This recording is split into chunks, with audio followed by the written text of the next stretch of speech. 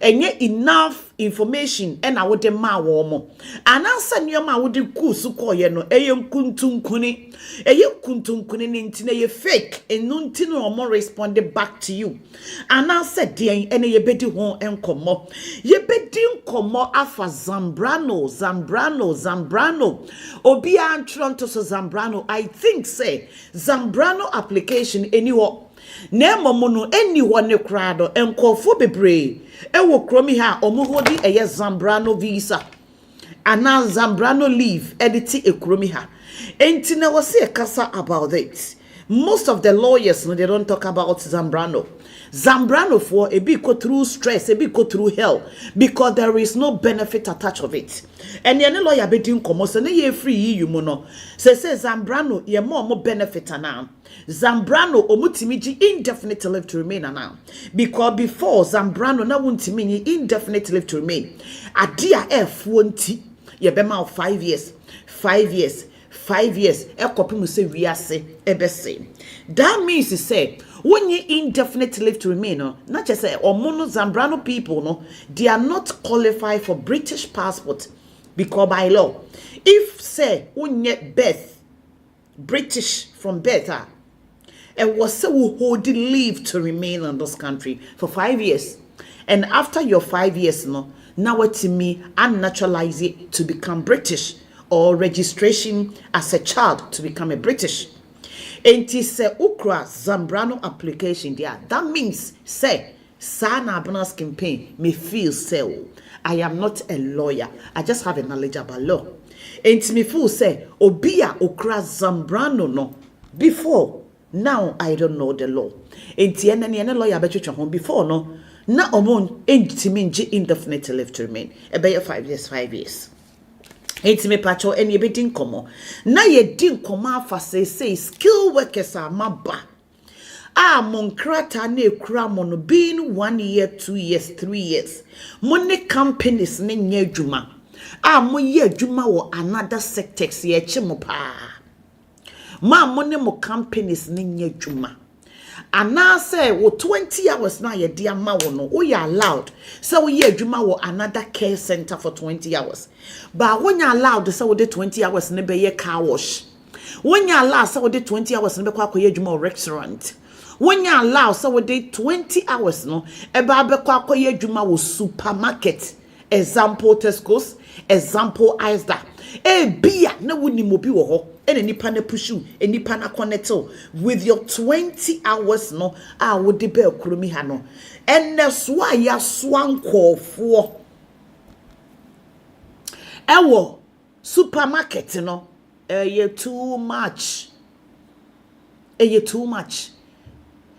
ne lawyer betwetwe nkomo say omo right so omo live in this country omo visa skill worker visa and if they have right so omo do bi nkrata mpo na ye adwuma de ankeye omo de omo ankrata as a working permit and ye adwuma and being so omo ye adwuma e wo supermarket omo ye adwuma e wo car wash no emra ne mo ho kwan so obi a wo kura nkrata ye nche no mana mama nipa ne visa so famra ha skill worker for momra say de wunya adwuma nya me pa cho kosuansa no adwuma botire wo ye be man so so a ye bibi pensa no adwuma bi ye ana ko pe kuntunkuri fa ko ye adwuma because mo krata na ekura mo no yes only skill worker centers lawyer ba wo be chire mu ye minim say 20 hours dia mama o mo visa no obi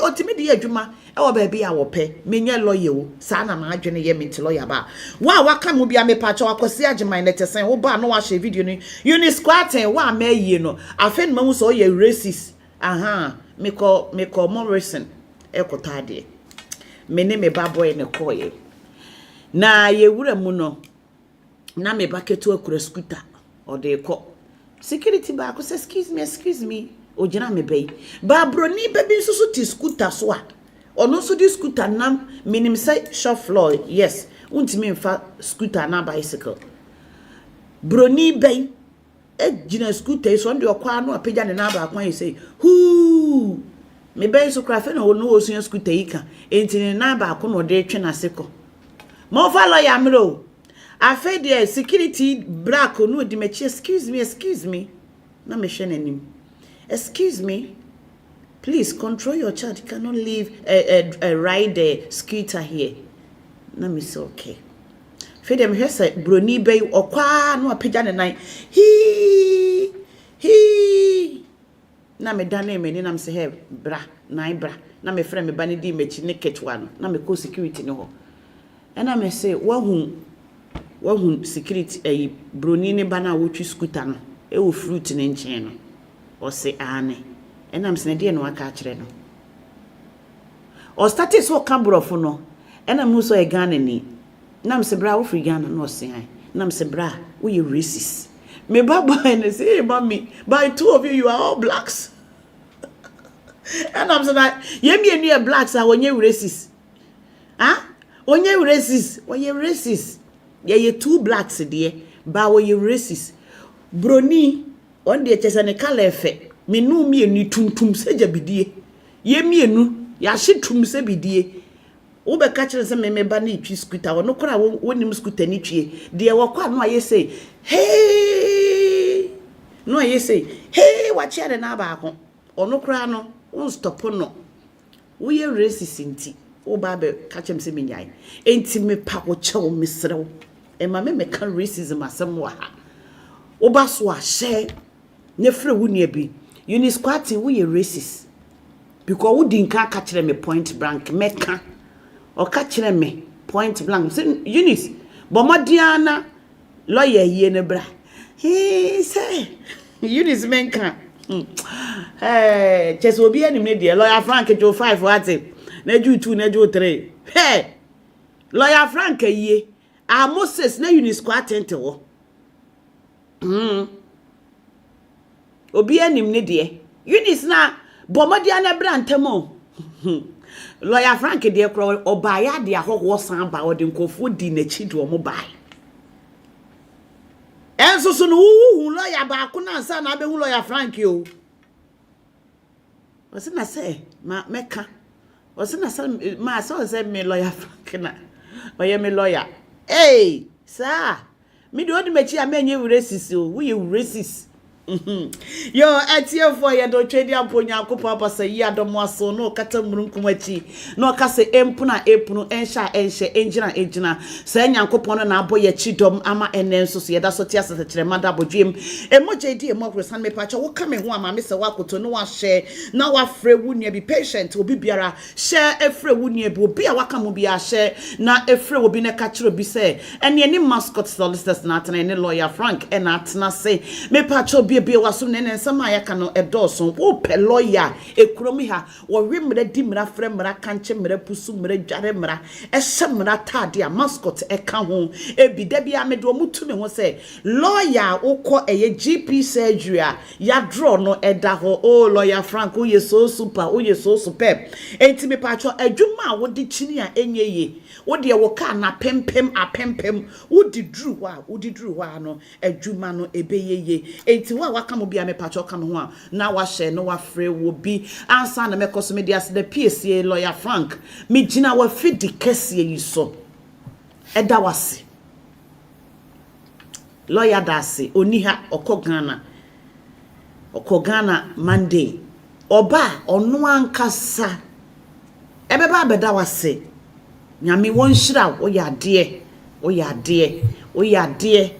de aseda ene edema eye Mascot fo nyina musika amode beta na chi o presence alone it make so much differences ewe yi na se odase nyame enhira wo pa nyame yadomo a Saturday akwantium nse mede obi ase eye lawyer program ntino mentumi mfa ne damase but nyame yadomo a Saturday wa wo ba ye bia me ba ya no atwero di me kasa mo ntwero mu di ma nkotwero ebinum kotwero ye ebinum nso ankotwero ma ntwero na chese ma untouchable eto say lawyer chi adofo ena ho ayefe wo blazer yi so fatal ada ebo ho na wo ho pa wo ho enfe da wo ho many day with us Oh, why I like your blazer. What say kind of blazer me will be oh.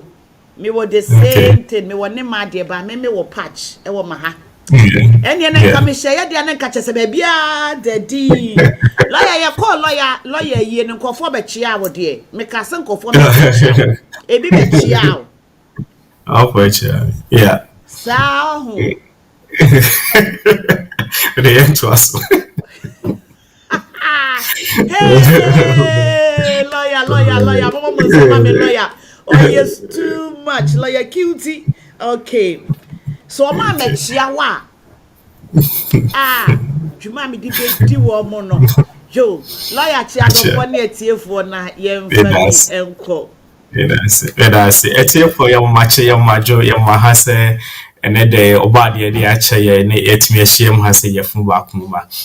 Yeshiem hase ya se de mo amunim no aye noma ekoso immigration world or United Kingdom ene de beto to manimu Makoa lawyer Frank Mascot Solicitors and I meet Mudrami and he kind of said the diana no meant if you didn't chin church or BBC be a lawyer can say Nambijana so now we hear specific advice here. Me pachawa will be to me a book appointment, no be here one-on-one, and then I will see how best we can help you. Intimidama said be a motayechi, Mascot Solicitors echi, Makoa Frank and his compare outreach program in echi. Yadama say major amounts of money, and I bet your person the yafano. Yafaho. I'm say we moot.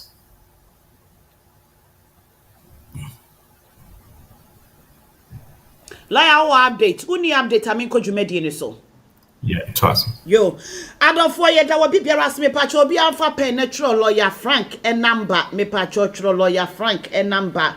Lawyer Frank number na membra me jumedi ni so me pacho share video no. Emma wo bibiara wo United Kingdom, Great Britain, and America and ho asem. Obi biara wo kromi ha wo ba oba wo ye yi ba. And ye betin komo afa Zambrano Zambrano for mo amukra Zambrano nkrata mo kama koma ntom ye mo ate na wiase adefo bia no eya na disadvantage ewo ho enti me pa chaw tenase ne share video no emma wo bibiara okra eye Zambrano visa edi ekra no ye ne do ya ebedi hu komo Zambrano ne wo hobio ma na ni hobio omoje benefit and omonye benefit omoje indefinite and omonye indefinite omoye entitled so omoje British passport and also munye. Okay, now ye din komo edia for skill workers for wo mo aba wo mo ne company ne nya adwuma wo mo ye adwuma ma another company different all ball game together say ne ye chi wo mo pa enipa ne ye chi wo mo say ye be di ho komo ne di ho komo enso so dia for long deal applications wo ye home office lawyer number ye 077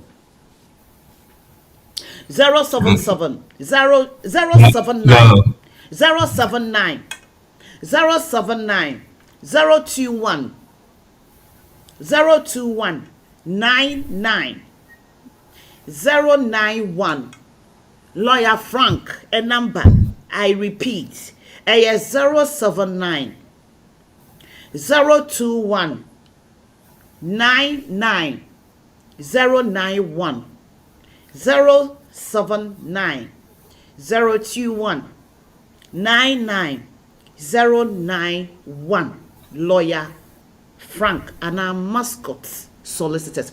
Okay, Mascot for your family law or moye asylum or moye litigation manson or moye migration or moye naturalization. Me pacho kone kojo British passport to koyen intentem negen intentem or moye rules and probate and so. Yo, and yes, tati edia free hefa.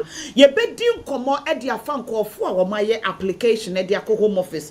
Or be I an application dia ko home office first no. So we ye won krata edi ko eye efficacy mo. Se wo gina wo baso ene de agye nkrata se wo gina wo kunu ana wo yire eso ena wo de agye nkrata ana se wo so no wo ye nkrata no watena ha enfie dudu obi eye 20 years living in Great Britain ena wo tena ha na wo de agye wo nkrata first no wo application ko home officer acha broso a eye 6 months ena na eba se ebro 6 months na abroso a eye 7 months 8 months ne no kra no na kire sa ade na ho atija na kire sa ade no question mark wo ho na kire se application no negatively 100% of it and na e che wo ho na e ba negative and I say omu ye properly investigation about your application no.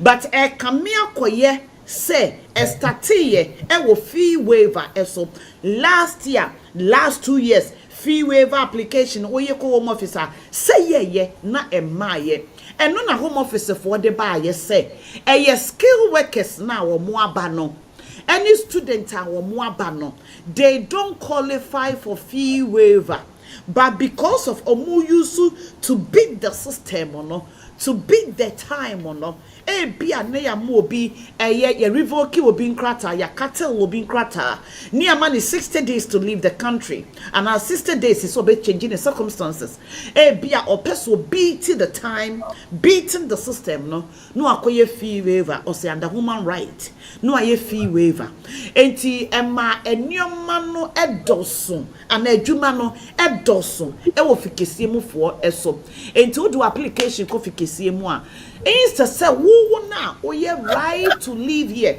we are right to leave do the fee waiver no majai no more skill worker for the so and to omo babe who say skill worker for no use abuse system no no abuse a fee waiver no and to we skill worker now we fee waiver ba na fee waiver na wo dia ba no there is no value on the fee waiver na omo becho nipa omo ye ma won so no omo bechi no enti me anim say fee waiver no e na ama enkofo application ko home officer and skill worker for no enti e na ama application no ekipu so long e wo ho but afedi e free fee waiver ne so aba obi a wo gina ne ba so agye nkrata obi a wo kofo ifa ne kunu ne yere e de ne free Ghana aba obi a wo ware e wo kromi ha obi a wo ti kromi ha all year long stay 20 years residence no wo bo no omonkrata enso so koshewa 1 year ne maye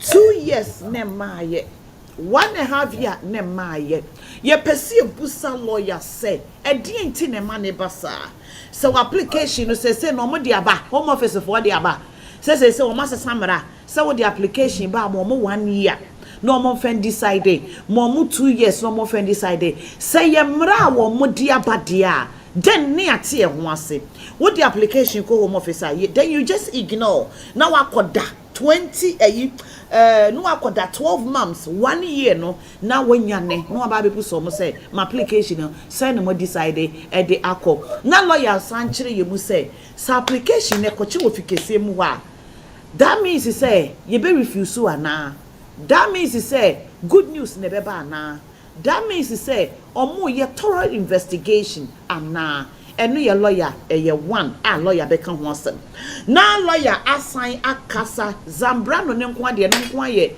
long due application eno nko ane ye long topic of the day because men ka me person ka zambrano benefit omuji benefit ana omunyi benefit omuji indefinite ana omunyi indefinite enti lawyer chire this two no long due application zambrano for no say no ni enim so omunji indefinite say no omunji indefinite leave to remain say omutimi ji benefit ana na wuwia yaba care for de no eso medai medas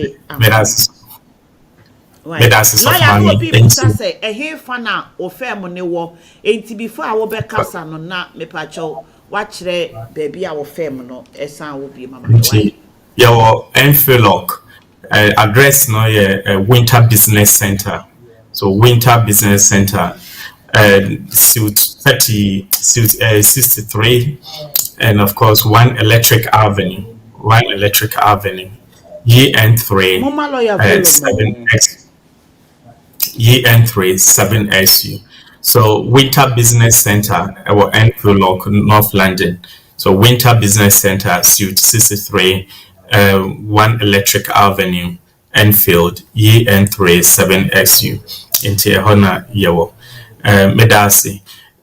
Said, so Mami, they all cannot applications these days a delay power from I'm say from COVID time mobile. Who say during the COVID, and I'm saying na yenye juma home office for yenye juma na so more limited time and no the judgment, case bebre you submitted during that time, after COVID, 2021 economy started so more daily. And there were a lot of backlog cases here. The government is dealing with it. And now, of course, you who say from 2022 ever, skill visa and so by applications no ever dorsal our system anymore. And naturally speaking, say who kind free 2021 ever to now applications a delay before now submit your application to Home Office for indefinite year. Even though the timeline for guidance 6 months, but mostly within 3 months now when you decision.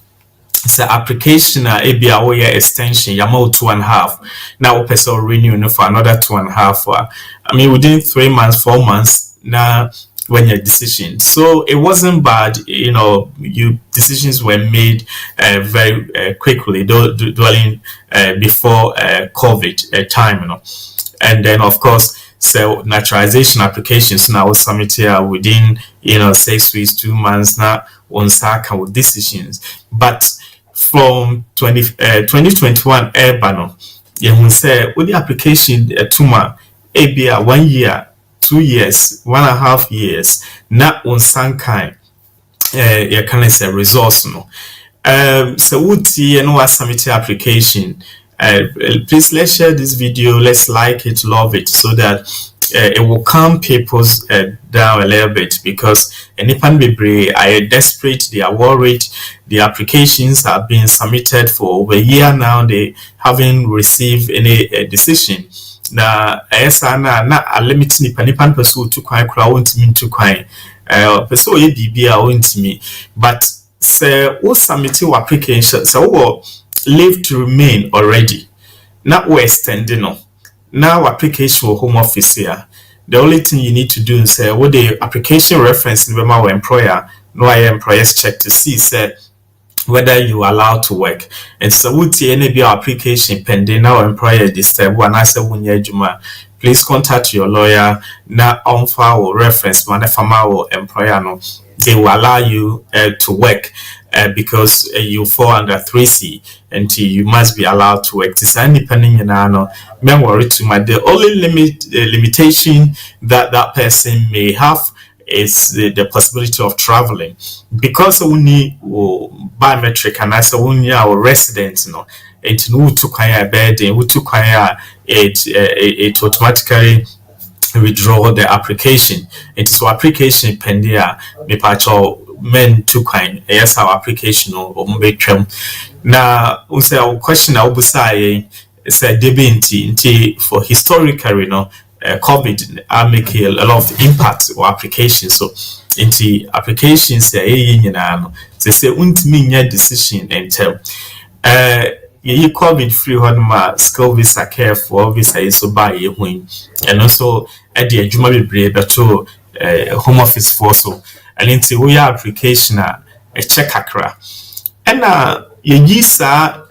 historical reasons if you are there are some reasons that affected applications. They're not member at for Mbeya margin ye said the application be I will consider who say my application ABA be saying and a holding the historical reasons need to was a COVID ne other visa applications, students applications, school visas application a boom I'm a lot of application delay There are a number of factors here also cause a delay of processing individual visa, and of course prolonging the decision making.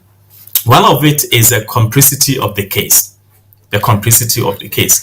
So most often, including me, so lawyers application biana yes, I involve Article 8 of ECHR. So can I say human rights application. And see most application be and most lawyers only involve Article 8. Now, say what submit your application to Home Office, it be our submit your application as a parent of a British citizen. Your lawyer possibly will not limit him or herself to only immigration rules. Into a call further involve Article 8 of ECHR, so human rights, or derivative rights of EU extended family members. But I mean, most often it's all about the human rights Article 8, and most of us use. Now, Home Office will need to do assessment on Article 8. And so what here, most of your application may be on much and I say a child decision in no matter so the case, the matter is a bit compressed, or your case involved an assessment of Article 8, so it will take a little bit of time, or we'll say that it's out of our time frame. And most often, once Article 8 will know, say it's out of their timelines and a bit delay kakra.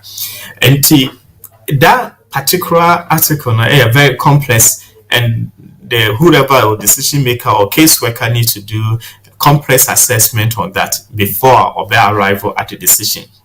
In most case or most application that involve Article 8, a bit me a delay kakra. It's client own benefit, and it's most lawyers now or more involve Article 8. It only restrict yourself to obviously immigration rules, but your right of family life or right of private life in UK and Article 8 obey involve. Now casework and I assessment for her. Until be obetron wakase because of Article 8 into the case ever check. Take it from me and say Article 8 assessment cases be an eche.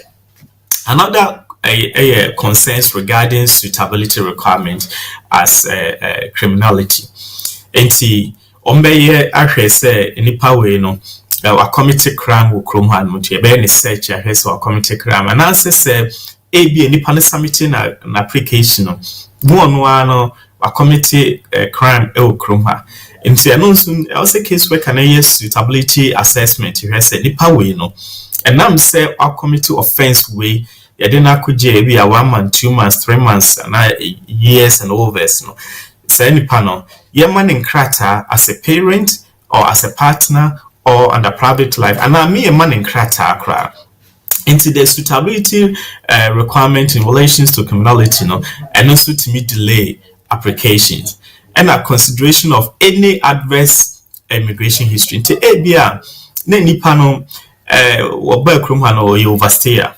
On your man is 6 months or omeji na home kakra na onko obai wa anko bi na odini tibububu ma na nyame adom wanya eba na ye British and original no so agin krata ana se wanya wayere partner wone no awo and original wo muso agin krata enti no because of the adverse immigration history into no bit memo application no ache Home Office and I say I can say case worker no when you put hwehwem na who say nipa we being overstay and answer absconder near the no it will impact decision making no me fama na ma me fama no and also it me delay it can say decision making and any concern regarding the authenticity of documents. They need to authenticate that these documents are genuine. Obi on mom fi say documents no fake, and it is a document no fake here, and of course a bit me delay to say no the young say o submit application mu take you time say be on manual submit pay slips and a HMRC document and I say tax a council tax and I say utility bills from BT or from any where about in UK. They say no munya time ehwehwe hu say documents genuine na nye genuine. Enti saa no mani nyina no etimi delay application. Now the mehu from the last part of the year last quarter part of the year ma also scrutiny pa and to check if say application documents ni pa na submit no genuine and nye genuine. And also the volume of the documents here applicant now provided. So what submit a lot of documents. Normal and krata the account so munshim no munya assessment. Niema and krata and a dorsum. It is a documents in the dorsum. And of course, a bit may take time. Decision maker no nipa also in your time go through all the documents here was submitted and sana or be making in mind say nipa way or qualify see the man now unqualified see and famano. And also documents here you provided to decision maker and also it mean a normal a check akra. And a be also on person further investigation and in a way of calling the applicant for interview. And also to me delay. So share documents don't say okay and no maybe chere margin and into no yenye interview kakra yemfa nipa no emrani musabusano and semfuabi into umbe a schedule time amount to schedule the time all of this a delay decision making after the interview no go through your interview transcript to see say and someone kind no a tasum. Yeah, and so much we answer make a decision. And then again, also the capacity of the caseworker. Every caseworker is different. I always tell my clients and my staff say, a caseworker will documents it making much difference. Into a juma fast, so slow. Into a dependent individual difference. So the caseworker looking into your work. His capacity or her capacity can also have impact on the decision making. And then also the time of the year, time I will submit your application, and also to me, Emma no much say summertime and holidays, yana month for person with money on bedroom home. Into those days, yana application receive a door so pa. And so applications submitted on around that time. A bit may delay because be on my or back for visit into it's any panel an application or what you are a priority and those applications most of them so are normally a priority it is a normal way and consider okay we need any priority you make a decision and sana market you're making more decision. So the time of the year can also have impact on the decision making. And so na kakra meka afa a moment here your cancer applications a delay no bedase.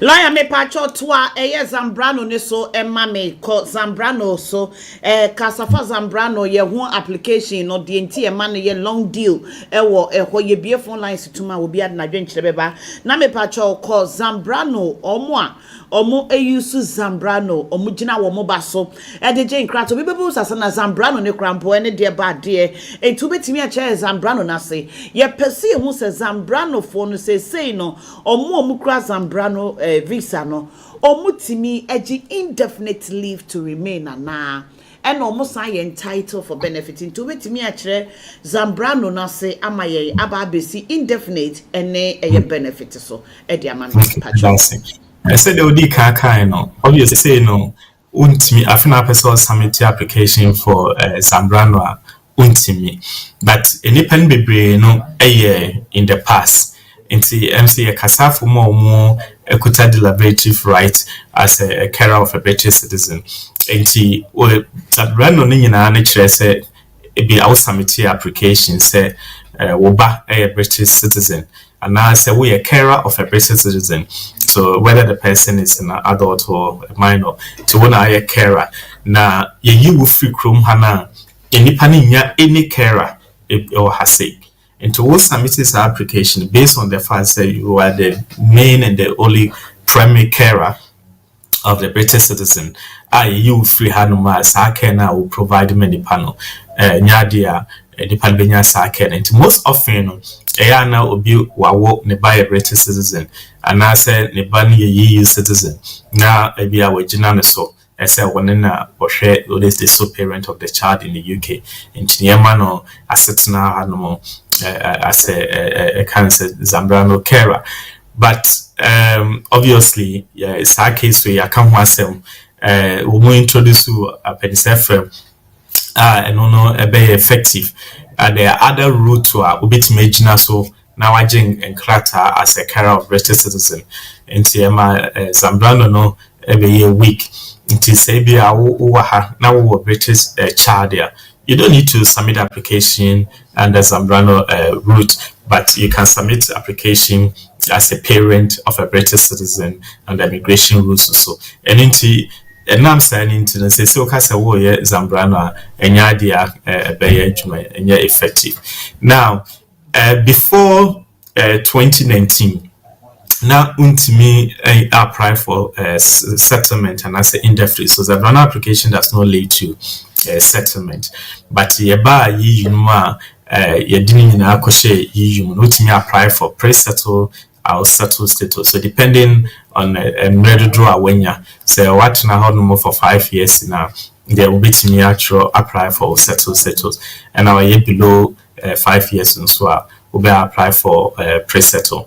Then receiving benefit is a different issue. Obviously, I'm not a benefit lawyer, so it's difficult to advise people on the benefit. But if we're applying for benefit, I will look into individual circumstances. Yeah, who say nipa way no or benefit or can say or bit merit any benefit either as a job seeker or as a can say a person looking a person who is caring for a British citizen, a disabled person, or different benefit route or how bit me I consider.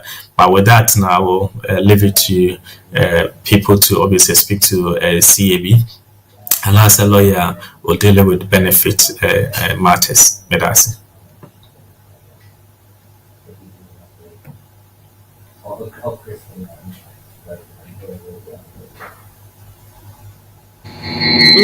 Okay, yeah, the lawyer me pacho ne benefit me person me training say. Also obi gina ne baso ye British ni ogina ne baso e de jenkrata.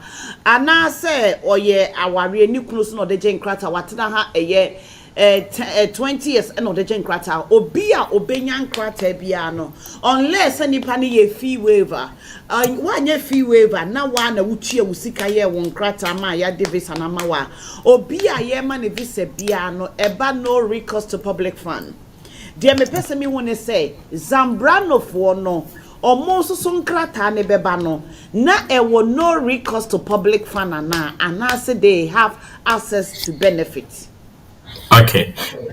So settled status and I say indefinite leave to remain, then of course you'll be eligible for housing and help if they are homeless or class as C or universal credit or housing benefit. So it depends, say any panel or indefinite leave to remain as a settled status. So a settled status there, then that's fine. But normally limited leave to remain then won't mean. But of course, still a limited leave to remain, they can do assessment on you to see say over qualify and unqualify. And to make us say with that partner, I leave it to you, benefit lawyers to give more details on that. But if the person have a settled status, I mean, largely they can apply for housing depending on their circumstances. And I say or pre-settled status, so it's unlikely because they will not be access to public fund. But of course, if their circumstances are different and they do the assessment, they can consider whether they are eligible to apply for benefit. You. Yeda eye lawyer say yenko eye skill worker for no eso na yeni skill worker for ne ho enkomo na me bie phone lines e de atomene na me questions na ye bebusa na dose one na enkomo epese edi no na e dose na ye ba be kan long stay but yembra eye skill worker for no a wo mo ewo ekromi ha say me pa che wo bi a waka mo bi a share video no na frɛ wo nua bi na ka kire wo bi sa bonus campaign any lawyer atena say wo hwe me ewo YouTube a me pa share now so like it wo share me e wo Facebook nso a share emma wo mo asabi omo wu nyina mpo enye bi no mo nhwe se wo koto so obi ko ena obi di obi atam a ka wo ba ye na dimirika no share na wo dimirika enipa na ye di na tem no mpese obeti asem ne kora wo share na wo tworo bra ne betio bra ne mutimi sha akọ ekọ ewiase nyina ama baby abefa bia no epo ase nyina mutimi hyekọ we say na ebeboa wo de wo kwohwe na emoa wo wie no abehye da masu wo wie na wadwuma wonya bi nye wo wie enkrata unya bi wo wie nipa no ontimi mmoa ba de wo beba a wo baaye no ebeboa wo nua bi se wo kra na emmoa wa ebeboa wo bi eno de wo ba ahya menhye ukoto so obi kokura won kasa ye omukro mon kasa mun hye o eno ane so no de wo ko a na ni obi e pentem de wafa bucket e hye gum hye gum de wafa ankore e hye gum hye gum ne wafa e ewurade nyankopon wo di obi atem ne nkofo so chene gift tiger e de be no che that means say sister dinatemo brother dinatemo unya asem a se nipa no wada ubenya asem no wanda ukoche gift mi edi nkofo atemu wie na wo wie ano aba befre ma abena skin pain yes ma good morning pacho good morning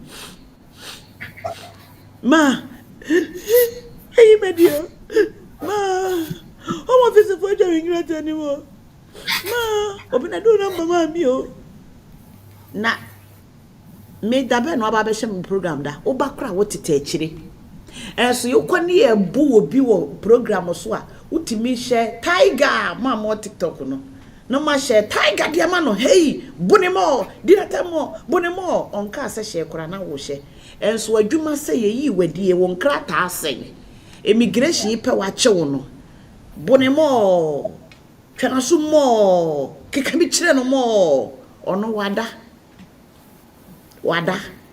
enti wonso ba ha na wonso wo share anti abana kane mo anti abana duni mo anti abana migration mo na mo so mo share TikTok na mo check gift that means anti abana e wonu bohobium anti abana you say you people you don't support good things tini echichi mo no yo laya me pa cho yempra skill worker for no eso me ba we de nye agronome didio I mean business oba share I see in God we trust why are there na ma share na chese me kan mo ntiwe kura no me kan me san kire mu solution wo ho sa ne ya ade wo cho bi ade obo se nipa no adenden se ya no ono so kan mo na mo de obi a wo bu obi odu obi atemu aburu nua mo se bone mo okay yo lawyer me pa cho ye bra ye nua no mo skill worker for mo nsam ye me mo bododo enkofo bebre na abekro mi ha wo mo de skill worker abekro mi ha ebi de so mo ye chef ebi ye chef na no ani kuka ho ebi ye chef ebi ye teachers so many jobs opportunities na ewa ha enye careful nko a na ye skill worker wo kromi ha ba wo hwemu a careful ne de ne pa no na lawyer omunya adwuma ema wo mo enye careful ne pa me da se boss lady careful ne pa na enya adwuma wo kromi ha enye se no lawyer wo wa na obi afre eye ena no pay ena homache ye nua ba ma bi a wo frɛ me a wo se oye adwuma wo eye shop kese edi kan yi oye adwuma wo ho na obonene ono na ba bi a o ni department no se ye to nneoma no online ya utimi diga online na omo no ena pack omo computer ne hunti upe tomatoes upe we wo da nneoma na omo na ko shop floor na omo yiyi ne maako enti o start adwuma 3 am eya na ese nkofo ne matip of o start adwuma 3 am 3 am no 6 na morning shift for na ebe adwuma no omo pon na cheso omo be pack nkofo delivery omo ma order nneoma no omo pack ye lady omo pack nneoma no dia ma wo mo na ono no ye skill worker no ebi a wono no eyebi na ono no enne wankwa adwuma woso de ano ahomachi a wo be kwa adwuma no na nani subri no enti ofre sick because no kra no wa bre na lawyer o se nipa yakosoa wo mo eho no yasoa wo mo no na woni eye lady bi ono ne wa adwuma mo na lady no sister afre no say na adwuma mo ni supervisor for no ya che omo nti wa omo bobo ti wa wo nu kurekura service ni bi menko adwuma adwuma na ya ba beso ankofo ahomachin reason is say omo a omo de skill worker careful no care for no mo ye adwuma say lawyer skill worker for no mo entitled to work outside apart from company na do omo beba no omutimi ye 20 hours ewo eye another skill center yenim se wo say 20 hours no e wo say ye care company because care na ade ba ya 20 hours na wo say wo koye na another care wontimi fa 20 hours no e bia koye adwuma o Vodafone wontimi fa wo 20 hours no enkoye adwuma wo Asda Tesco wontimi eno ne pese ehu because omukura 20 hours no company ni nya adwuma mo monye ena 20 hours no omode ye adwuma e wo supermarket ena omode 20 hours na ye adwuma wo ba ha se wo ba be skill worker 20 hours no e de akwa akopie wo supermarket ye pese ye hu se mo efficacy mo for no mo na mama mo visa so mo famere kurum ha e me ye adwuma enye wo bi a wote kurum ha woni nkrata wo do obi nkrata ye adwuma we said de wo mukura working visa expire na emo no company do mo ba ye ni nya adwuma mo nye enti o mo be hye dem na mo be ba be ye burden e de ato aban ne so no o mo 20 hours no say adwuma wo Asda adwuma wo Tesco adwuma wo corporate na se ye fa wo mo adwuma wo ho a se wo so o mo ye edi enti na wo se ye che wo mo ye pese lawyer ye hu na eno no ye che wo mo na se ni acho mo detention no ye betimi agina so aka se mo anye visa na amasem de ba be ye ebe uhuru nkukom mo anye visa na amasem de ba be ye delivery mo anye visa na amfa ama se mo de ba be ye adwuma wo supermarket na mo je visa ne se mo de be kira de mo je visa ne se mo de ba be ye care mo ni wo kwan se mo de visa no eye adwuma foforo eno no efficacy mo fo betimi do makofie efficacy mo fo betimi etwa mo nkrata na ekuro mo no because omo nkrata no enwu ye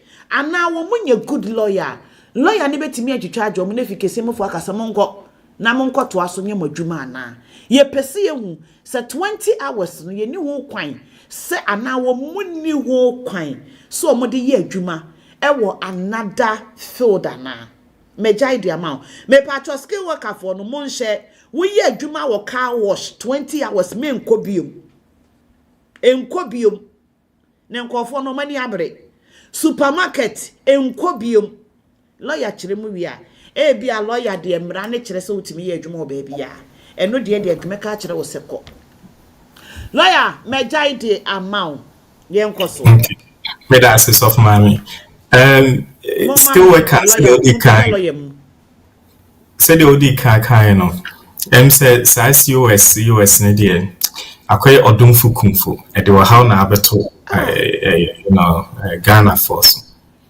na baby abefa bia skill worker issue bia on a daily basis any power almost meeting I say about 70% skill worker. We were for a skill worker. Now a hard dream, but say the TBR, we need to explain to people to let them understand the requirements and what that visa demands. And say when who idea was all this service no a year a day or how bit me abeto also said the last 2 is near can abide near brain na say care homes near the your target every day be able see a cruise care home ye cruise ana ya actual be a promuncho near revoke visa to metro say pay different route to switch. And I say contact this number if you're looking for work in this area. And on daily basis, nipa de kebe realm omu right to continue to work here because the company is not able to provide them work, and as a company no visa sponsorship license is revoked. And ade or how abetoha that would see near pacho say tiase na menye bibia betime de or how etimi abro sa 20 hours na de amount no 20 hours no you are only allowed to work in the same industry. It is a care industry now and a ba Ibia care company A afau and I obey full time with care company A wa ubitimi aye 20 hours with care company B but untimi enko asda enko ye juma 20 hours ho and I untimi enko company D or ye cancer washing bay and I say or ton Gary Meko honkoye ejuma ewo honomo. You need to work in the same industry. It is ukuta service and anase uko different company ho ekoye ejuma na company and follow within the same industry. Asset the same no kasane die. You beat me aje wo nkrata efrunsem because what breach your right attached to right to work attached to your visa into a visa requirement no what breach because ya visa na ma say any Gary company MA Juma and I say any water bay company May Juma ya the nkrata animal say any care company A and MA Juma now input say one who this will be to more hours on top of full time now only care company A and now bit me I another 20 hours with care company B and it's a very restrictive cancer visa and into na say uko now the company for juma ye chiwuma ye do muko detention ya say you muntie do detention to get you out of detention we need to establish say you have a right to be in the country and say we need other right to be here na ye care visa na no matwam dia e be den see bitime you abafie che say do uko can say o my office so buy but of course ya chill now any other reason ebia wo yere wo ba e wo ha wo mu ye British citizen and now we can say asylum seeker bia wo other fear reason binti untimi nko or minor office so buy any dia then of course a bit me you free na say edo aba efie enti mpacho yen boss ha ye hu ban dawuro enche ye busuafo ni ye hu ense se kuta kani bia kwan ya be faso ya tena krom ha de e depending ipana company na de buy the company ni ho no ma na we say if free sa visa route so as soon as possible no we free so enti sa de na say ye be a packet no ma ni akọ baby ya ye free buy medasi.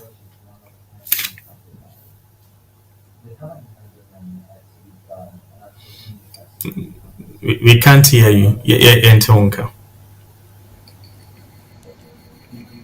Yeda lawyer asepa lawyer akyere yemu lawyer akyere yemu se wo ye skill worker na wo bekromi ha any visa bia wo de ba ha skill worker bia no wonni wo kwan se wo ye adwuma apart from company na de wo ba ye in the same field make the same field bia wo ba ye no wo ba se wo ba bekyera de company na o de no buy so we be kire wade no sa company no mama wadwuma bia aweso mode ama no wo ahoden a wo pese wo ye adwuma wo ba bi foforo se wo ba be kire ade a wo betimi akope school akọ kire ade wo school for 20 hours wontimi fa wo teacher field no emfa nkonkoye construction for 20 hours no enti se wo ba be kira de asana lawyer kiremu eno de se wo ye teacher na wo kura teacher a certificate COS ena wo de ba kuromi ha na afede ye be hu a wo de mortar tare da ho wo ye construction a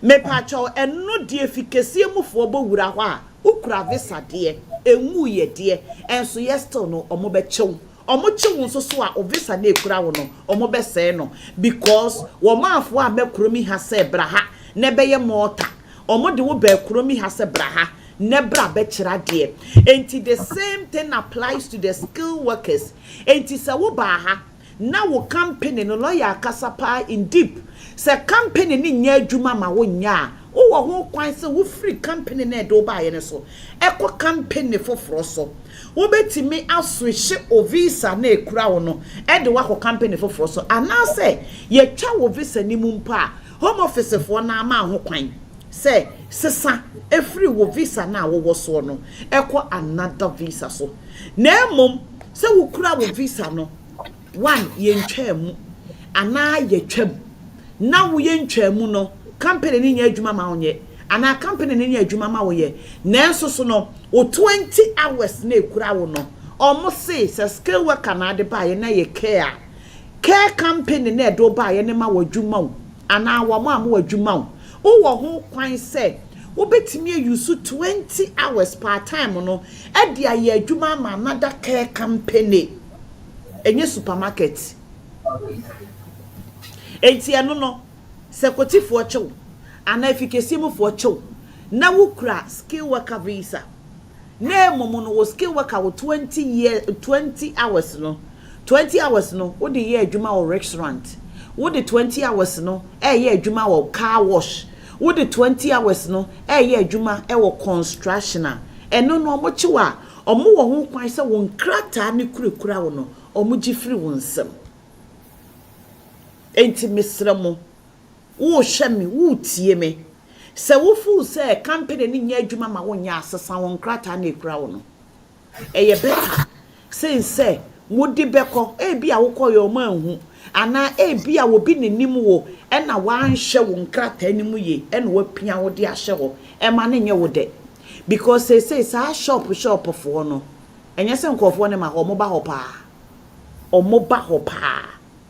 car wash omo ba ho pa car wash for last week ya ye wa ha e no mo kosoa nkofo enye kuma egu van mu e wo car wash enti misremo me pa wo chew ukura 20 hours na fa kopa adwuma part time wo care na eye ana visa na de wo bae no se de wo bae as a skill worker se be ye care e de wo bae se be kira de e de wo bae se wo ye chef e de wo bae se be huhuru nkukuo mu a me pa chew ye se adwuma no 20 hours e wo so yo medama say medobi biara sene ka me pese enkasa wo long stay ehu but ye be fa eye phone calls no ne amamo mre na matimi akasa kakra ache because lawyer ekwa akoye adwuma enti me pa cho afei no aka me ho a lawyer enamba ne enye no ne yusu se ne ye wi a wo betumi afre lawyer ne number ye 079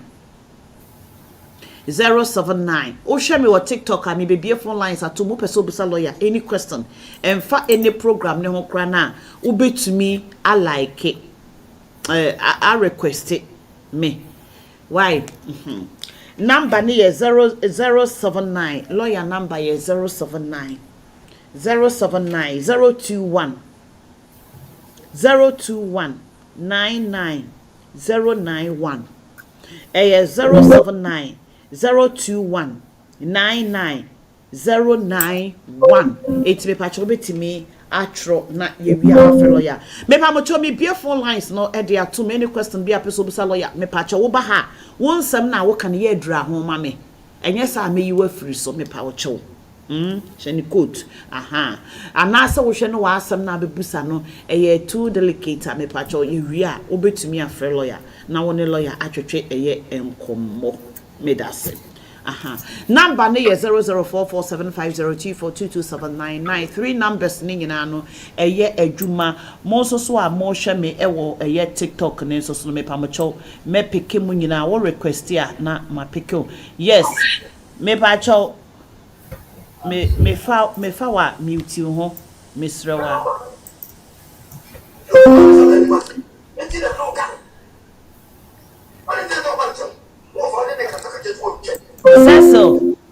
so obi ne wo kun ho so wo brother ne wo kun ho mute ho e ma me wate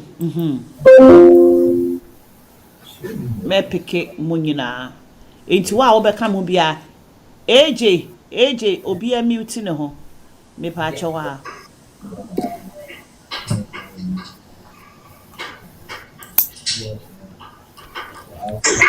AJ mute yourself ahanyewa okay ohima yanko Auntie Adriana, good morning. Me da so what ye no gifts Ma moye. Me pancho madam for na Bema free hako ware no wagana. Nikuno, Na ware na anye ya ware na gu. Na one ne wo ba konti oji book ma akra no wagana. The madam for ne try so obeje visit na ko ni akra na be rem. Oya ani emfa ma no. And we are students in Odia be rem obe ne masters. Enti obe school May, but never Sunday October me patrol. Obetimi akọfa akra na ba no agina akra ne so de age nkrata na se wo wi age se wo ji postgraduate visa no answer akra na me book ne dada lawyer me pacho breme obi ane ba ye British no ye student obetimi akọfa akra na ba straight me pacho obetimi de akra na ba agina ne so age why me pacho me da se pa okay miss me da se me pacho next person ye hwan Cecil Lianco. Pacho, good afternoon. Yes, darling. Pacho, we didn't mention no Juma Power, you're the boy. Mr. Bebre, I am Miss Sister Naba UK, na, or no been a year, our yes kind. Well, worry, me Pacho. But I, or worry not, or the buy, and I'm a dress, very man, far away now, Coskuna, Berman, student. I to one found. Pacho, I feel no but no apply a Jumana onya. Last time I called Konya, been almost in there, you know, my counsel. You not counsel. Say, and why I stranded that when him the obey obey to me. I renew no Tina can person me pisa say. Is there a way a lawyer bet to me abuano nanka? What to me renew because lawyer will be a one co school nevis and ye chem. Akwenya ben ne wo homa no kromi ha. I just say be a crew and our back. I mean, our partner and our bar na say relationship in a bawum. About and na say no anka say be our ba na akra na British. And now what na 20 years no. Yeah. And now circumstance be a obetimi e de aduru so a. Pacho you and because a ban only be and a bear man soon and our ye pani be. Nyaminya we me da say nyamishra. Miss me that's nyamishra. Okay, me that's no gift pa wate.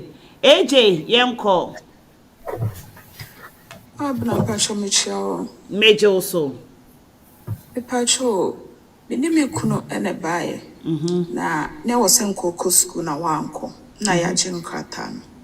Enti masanya ba benyo obi oye British wo krom hanom say ameneneti ba ye share dan ware ya ankasa say ya ware na me ankasa me wo mami no wo fie enti mpacho mi kunu ne betimi akwakofa enkwala na ba see ye twa ne visa nim me ka say me British partner no betimi akofa ankwara na unless woni na ware.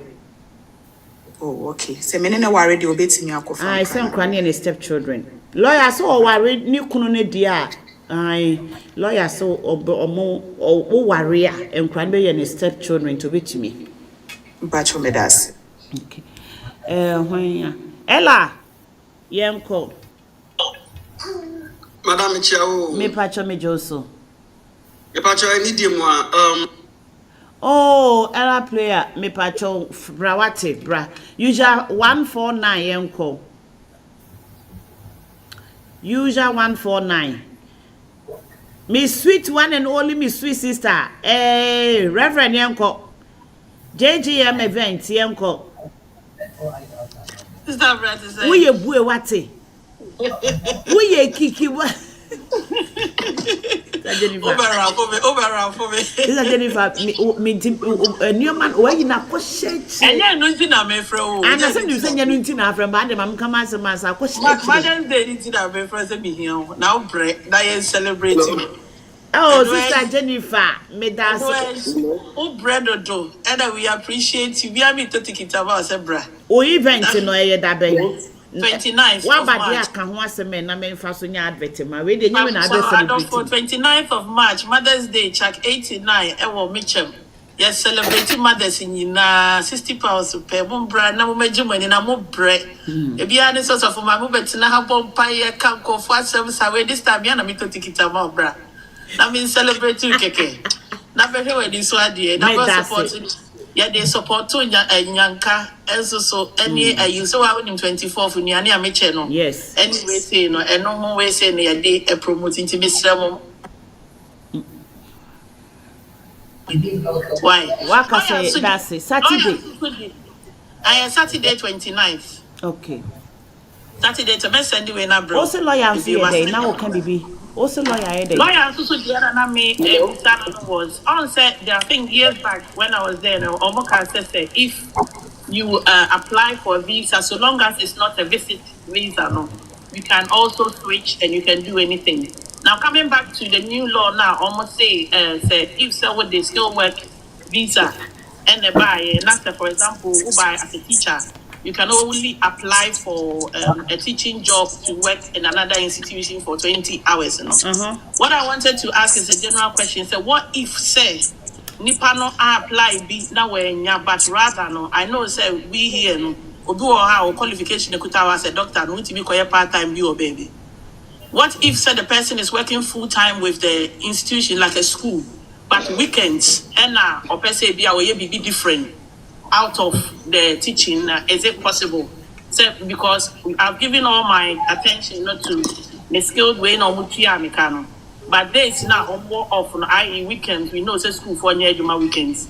And they be a person here 20 hours, will be a leisure center just to exercise and not do this and is it possible?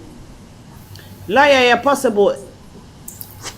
Say Mekano say Obama will be I mean I have to check but on to my understanding of what they say, so far as you can explain your reason behind applying for we saying. So if I have this reasoner, is it acceptable? Okay, me whom's our clause no, but what I was saying is obviously the particular school visa will cannot say teaching skill visa and IT. I mean, I need to check to see say the visa route is open to do any other thing. But with the care visa, I know specifically you have to work within the care industry. So the clause is there says so but you have to work in that particular industry. But having checked other school visa route now, I'll be more limited to make. Okay. Me that's it. Your sister J, you send the way any mommy why? Me but you what phone is on the call.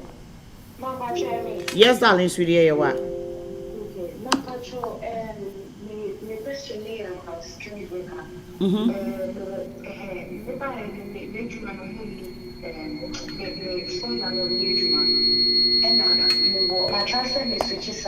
Like any flexible.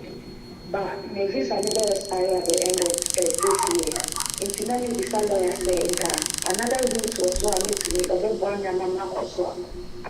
So who wants to do maybe a bit to me? I self-sponsor. Self-sponsor will be to me. I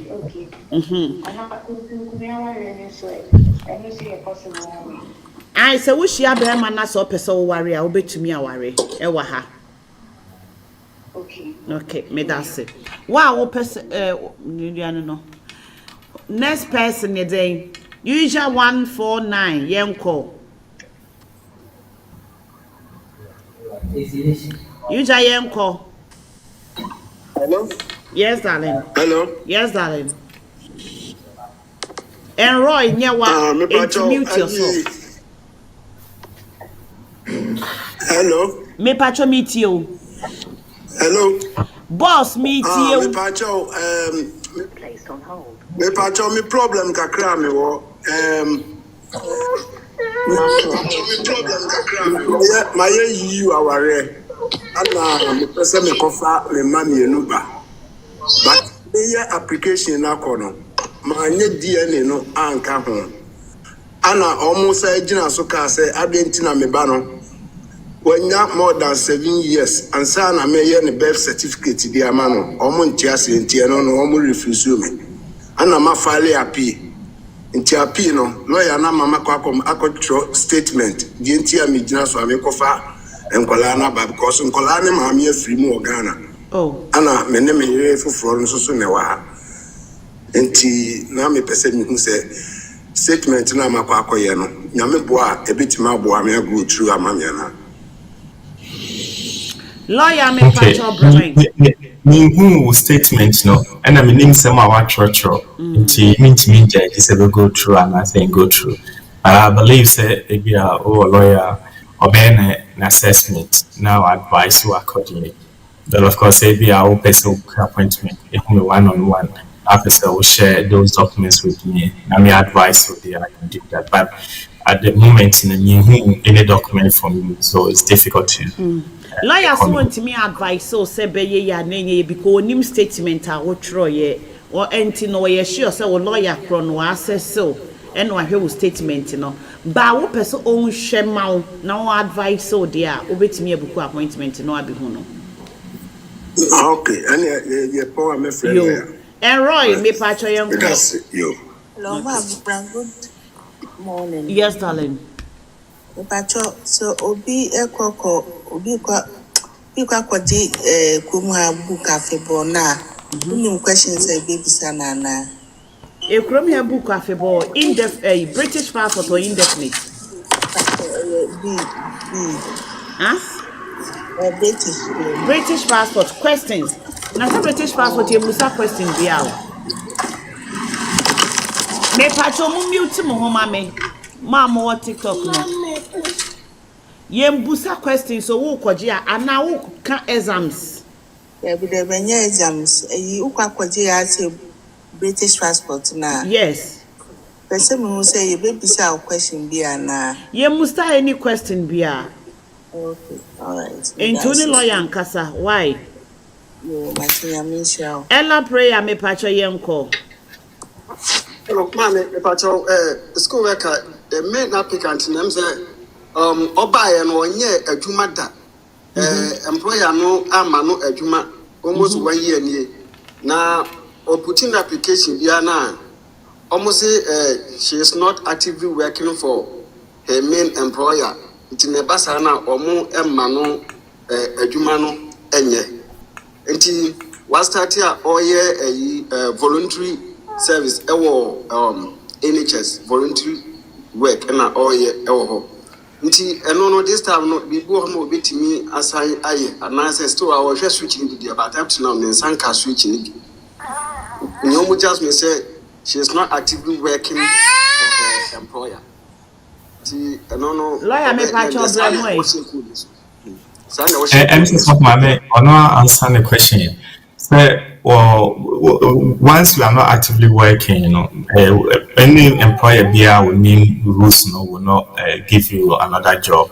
The skill visa for care, it's mainly to work with your main sponsor. Within a year, you are not a and ultimately you for but employer any money juma dia better so best switch to different route of visa.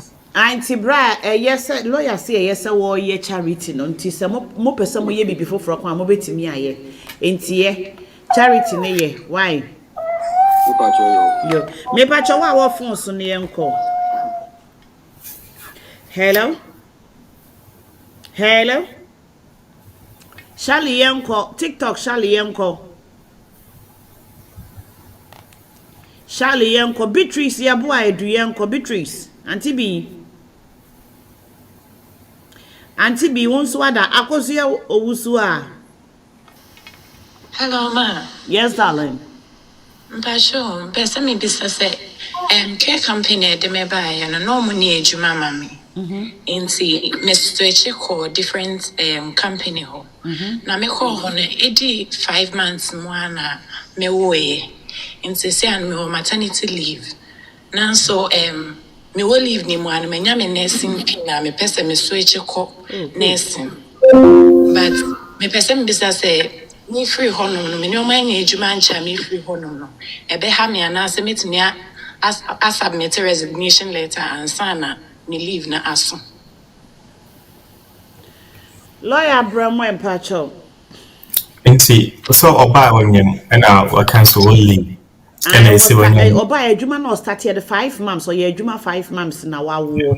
And no I believe unti no wo yen so wo fie no nya ne nursing pin to person okoye nursing no.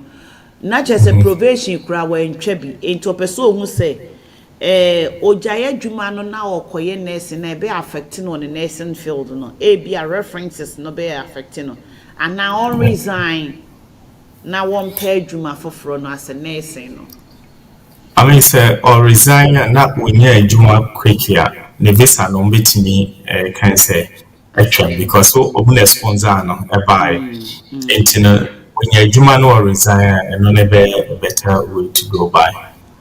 Me patro ne pe adwuma na asa no resign wa uti fie no wo ye adwuma 5 months penen affected so wa wo why abi yenko hello wa wo phone so hello yes abi na mi shwa oni lawyer ni ma ya joso me patro me de ni say mi okroma de da na me de mi jina me ba so na diji 2.5 me wo boy British boy 6 years na me nya indefinite ena me ne boy bi ono ba 2023 na wo ye obi kunu wo na omo jai ena me hu no na me nyem me kita me nya indefinite me nya indefinite na me ya sa me de me resa me beti ama bebi na wo shem me due date mo na me wei me di ama bebi na wo shem no na nka bi ono so timi de agi 2.5 di ekita because omo date no classroom ewie na your friend is me ba be ma no me ba be ma na obeji 2.5 years ama no ne ba na o show ye funu no I medical flow no waka ho asem wo achi okay ne ba dia yes obetimi agi ama no na ase benyame ne neti madress you so but o support me a me statement mo bet ma eno de emfa ho se wo ba papa enye by force onye wukunu na ne natena enti empena woti ne fie won so tu ne ofie nye by force se because me ba na o shem ne nye PlayStation no ono betim de ade. Yes, of course. Lawyer, you are no one would be ya work as 2.5 years. 2.5 years, no so GB man ne bana or yem or be wono na. Akura ne papa ne ntimi ngina 2.5 years ne so nyibi. O bit me ngina 2.5 years why no be o British nko a. E pa cho yo, di ka me ba ne de no, de o shomu di na pa cho na me ya na ansa na metimi agi 2.5 na ma no. Eno nti ne de lawyer aba no me so body anaje lawyer number no. Me one number me friend. I friend was na me ma de se me ma na ya ma ye. E was say we application ko home office. Ansa ne wo be kwa koye Ghana passport because onye British. Wo koye Ghana passport wa. Na wako hu lawyer ba friend lawyer na lawyer nkyere wo nioma a wo de beba. Tina che se wo be wo no akura ne nioma no wabo no wa wo nioma. I ready ti friend no. Why? Me patro you made us. Namisha. Hello, Medof me patro yenko wa phone so no. Hello, patro, good afternoon, ma. Yes, darling. Good afternoon. Ma patro, tiada for Prophet Greg will be. Hey, inshallah, hey. Inshallah. Na me na ya me for one no na chese mo de mo lawyers no mo bi asa afa ni me se mo ye racist.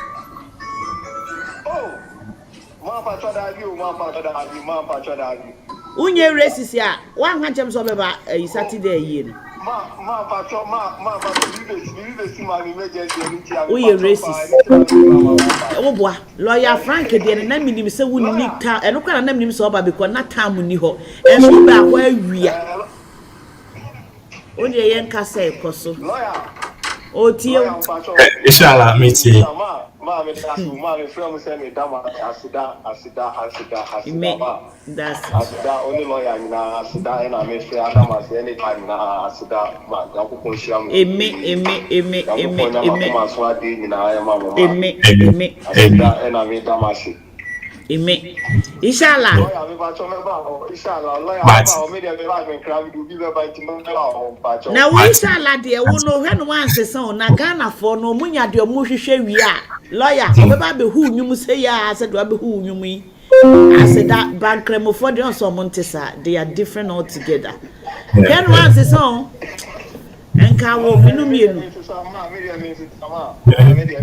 share ye cremo for lawyer mo dan no mo Cameroon omo dane but inshallah there I don't think so yo muntio inshallah there ono ansesa ono there ansesa yo ko inshallah Baba, who se sanka no ama. Ka beba.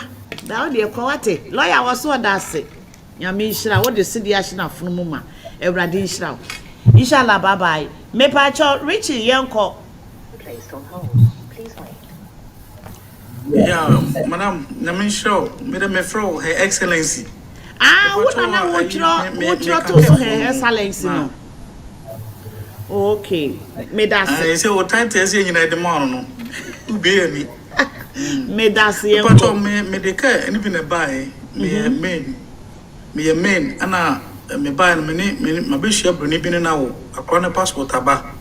Na problem ne say me de kontinkuni eda oba no ho. Iti na me bisa say me de akwa no eje a. Me ne omonte no e betima yesa. Oh, so when you friend say when you be so man dan. Oh, it doesn't matter. When you be nyama emfa ho so when nipa ne betena so onye wo yire. Into betimi atene ne fie na so atene ne fie no universal credit so a enyo no na eye nkrata ama akora na na agi ama wo gina wo ba ne so na di aye. Wo gina ba ne so na di aye nti no. Yes, of course. Ebewu June yem. Yes, of course. Okay, so when me ba cho gina so lawyer person no kasa. Me say unfair office na obuki appointment ye bebo.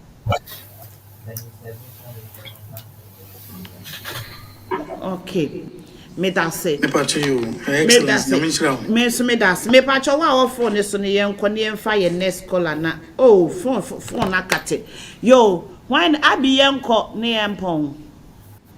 Me pa cho me ni wakasa wie no me ya me kasa me ho kasa. Wakasa wie wakasa okato na kate. Bestie ma block you what? Aha. Hello, made of me pacha yanko. Me programs me block nipa. Ba send ye motit monenam na mokasa kasa phone no. Enya ha. Hello. Yes, darling, sweetie yanko. Pacha ho ye dey. Mama friend pa mama so so ne so kra mama so ne so. Ma block no. Yes, darling, sweetie me ho ye pa. Yes. I think the same na me person me bit. Made of pa busami yanko. I lady now buy no. One nene no me da se pa. Na ni na say me for me worry no the scale with me buy net for DB.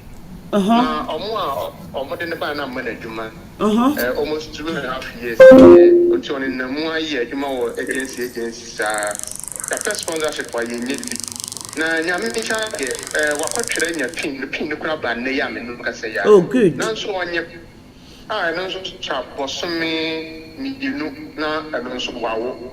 Na ehunye yenye because at the end of the next month and our nyemti anya dia adwuma bia bi nyare afa no. Na obai onye adwuma company no de ne ba onye adwuma. But say onye adwuma company no mo de ne ba ne man adwuma.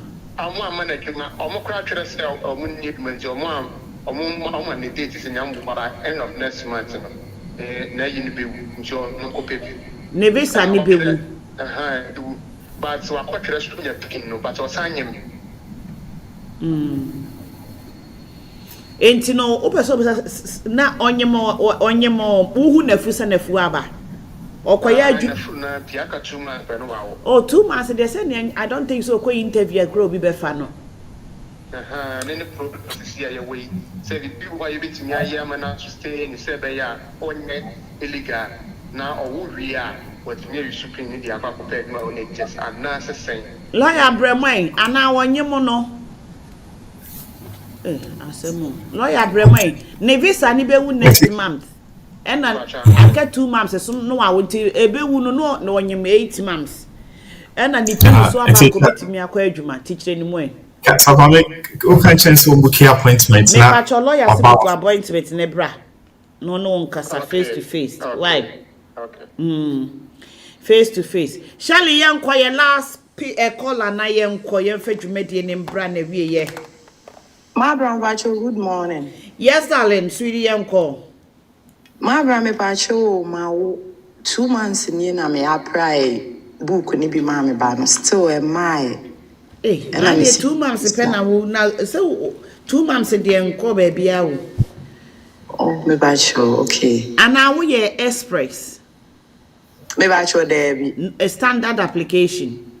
Me ba sure. Aha, okay, me express because ana papa ne kan say me pay express na me nam see me pay no. Enti express who you are saying? 80 express near 8 no a standard near 80 pounds or say 70 pounds. 86 pounds. And your express a standard. Oh, okay. A standard, but so we no moon Sunday or email and now messaging car say 3 months, minimum of 3 months. Maybe I should there. It was almost Sunday email and now send message or phone so. Okay. No more catcher will send passport and be take 3 months. Oh, okay. Say after 3 months, na want to wo monka. Now I contact you.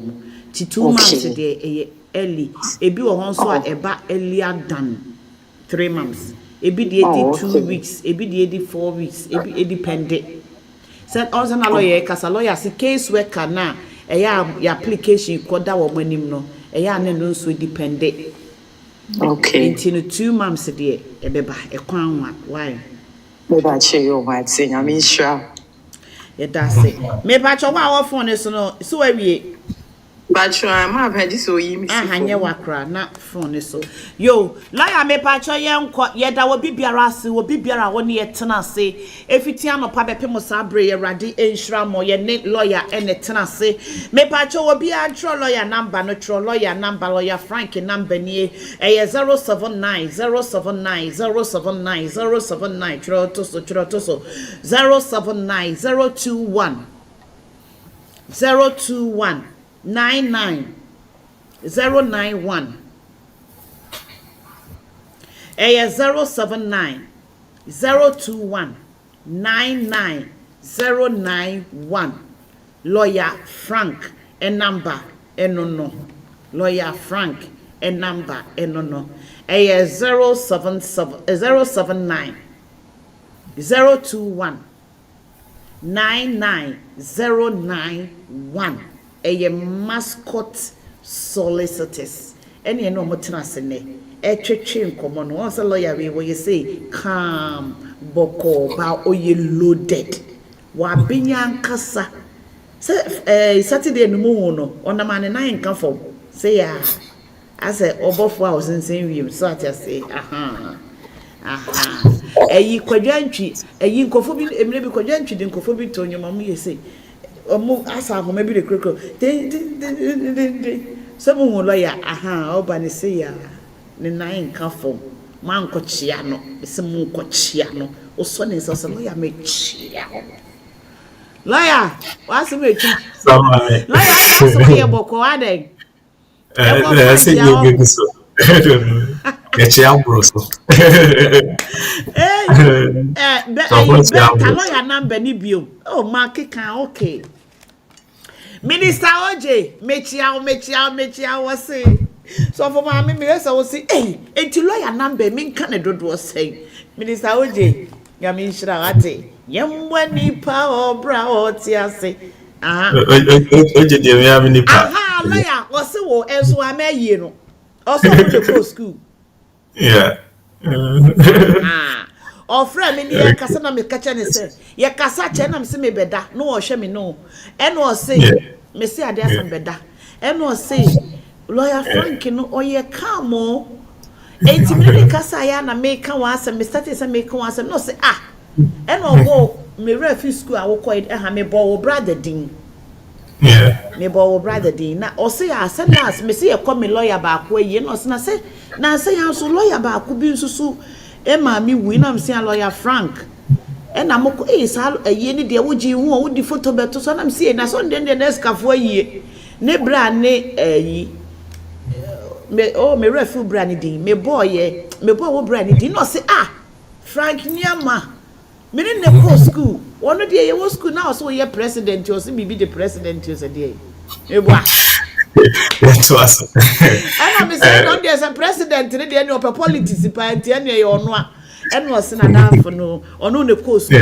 Enti say oje watetesu numbers no make bi mu ntitwiro ni number ne ye 079 079 021 99 091 079 021 99 091 lawyer Frank ana DM me ma mo show WhatsApp no TikTok wo DM me say lawyer Franka me de number be send yo ye tena ha na ye din komo afa long due applications so ye din komo afa Zambrano ho ye din komo afa skill worker one ye di komo no eba ebesi ye etime pacha wa ye ntimi amfa wo call wo frɛ ya amfa mo request ya amfa wo betimi afrɛ lawyer na ne lawyer atwetwe komo benya abotre akyere wo enkomo bi wo hɔ ne nka wo phone so frɛ na book appointment na ekɔ na sabi nganafo ye pepe o anopenam ne lawyer bi kasa lawyer bi ya ade ama me na my friend na wonfa hey lawyer for mo ho ahomitio my friend lawyer ya wonfa ye betena ase ya na musa lawyer yi frɛ me ena ma me sorry ya me koye nti mo number mo ntwro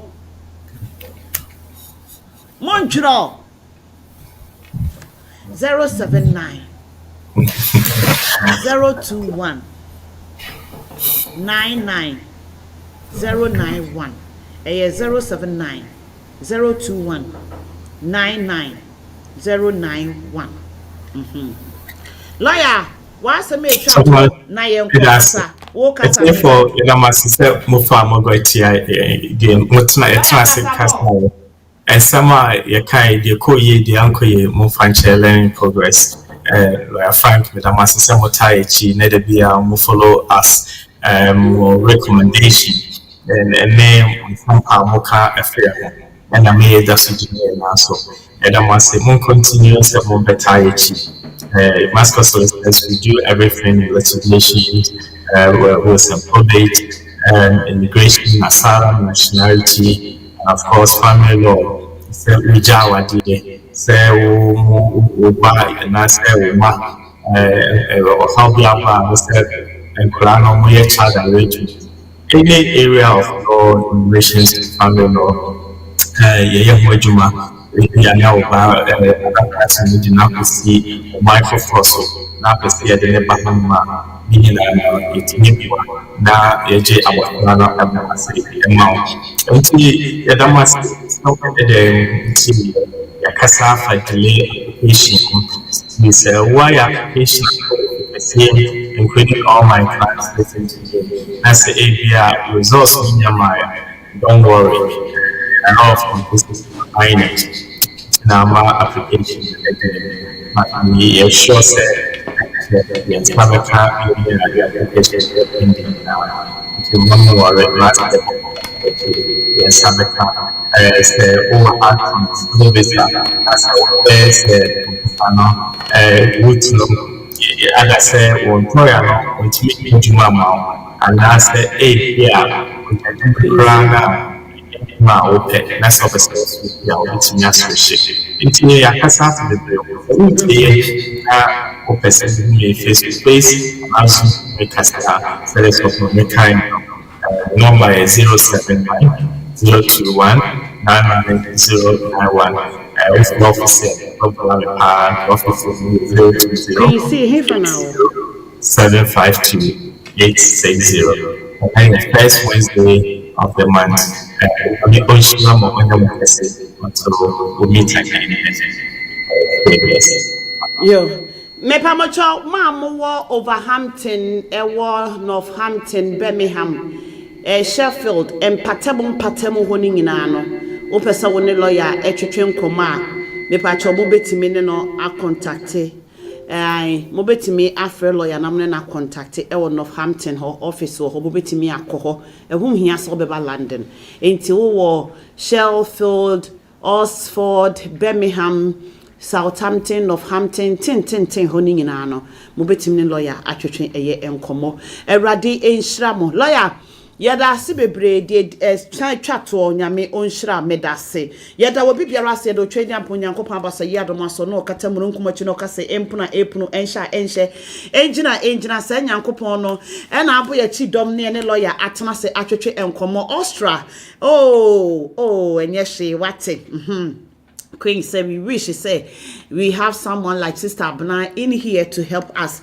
Enye she ewurade ebeboa mo se meboa mo nso akwantu mu nsem de koba wi aba immigration na muntimi enye she wate enye she ewurade enhira wo bibiara me patch of lawyer office number ye +20 2080 752 860 or more office number no 0208075280 office number and a lawyer Frankie personal number 0790219991 no enti me pacho mo betimi afreno na mone na atwetwe nkomo erade enhira wo bibiara woni metena se meda boga money for us omo ne so ya sene me pacho download app no wo phone so na fatua wo school fees so Ghana na fa send kako Ghana fa tonro ema wo maame no papa ye ba bedi Mother's Day ye 30th Flames of Faith Assemblies ye best celebrating Mother's Day in the Grand Star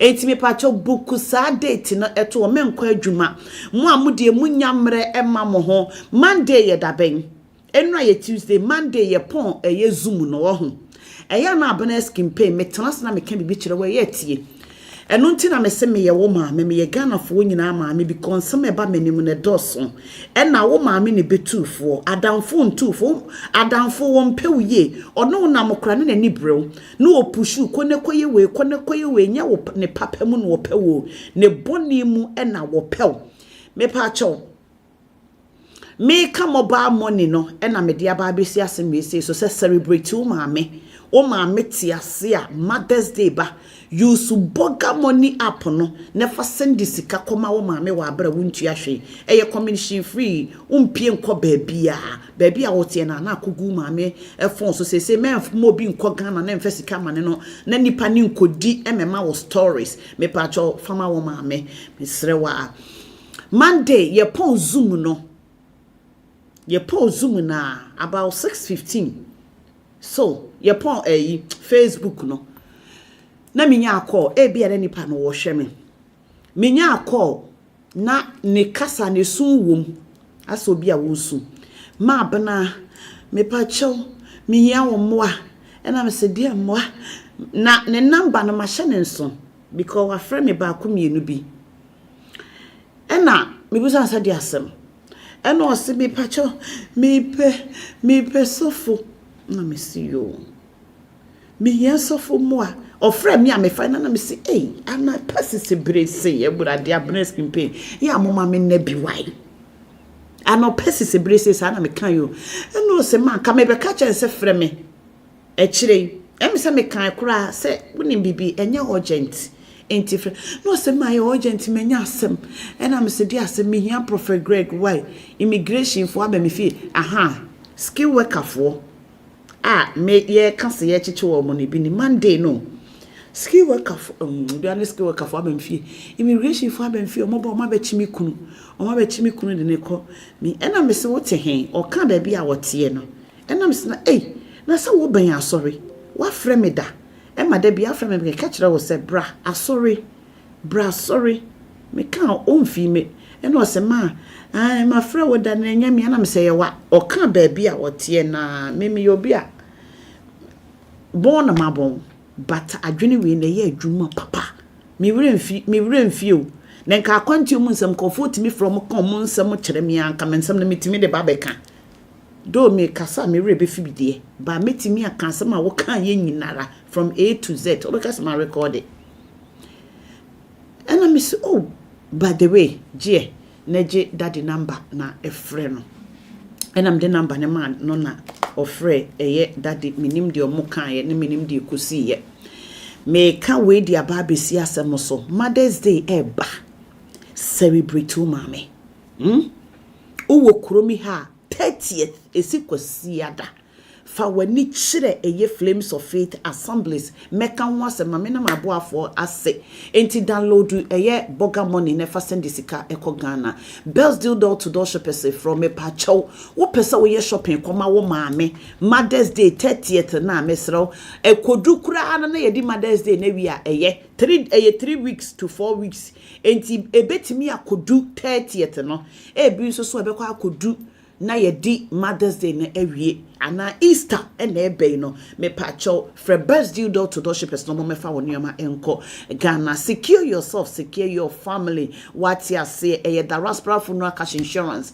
and na airfro no me pacho funeral insurance register ho na register bi ma wabusua me da brago catering services for us wo ye party word in bibia frɛ wo mo be Kumasi market wo pekam for ni chire Kumasi market ni kodu dwa nyina wo Kumasi market pelito shito dildo me pacho fre pelito no onye wo shito pa because still onye emfam snack enso wo ho me pacho wo pastries nyina no snacks ebeye ede amount ewurade nhira mo a enura mo ba sorry enura eye redemption hour dadika so obi amfa ne passport ene ne NI emra bia won krata wo fikesiem acheye wonte wo monka dadi se wo de fa passport no ne fa bra wonya adwuma nye obi awie school wa bo degrees nyina da ukonifi a masters degree holder master 1 doctor 2 doctor 3 doctor PhD ni nyina abobo ho enso adwuma onya bi nye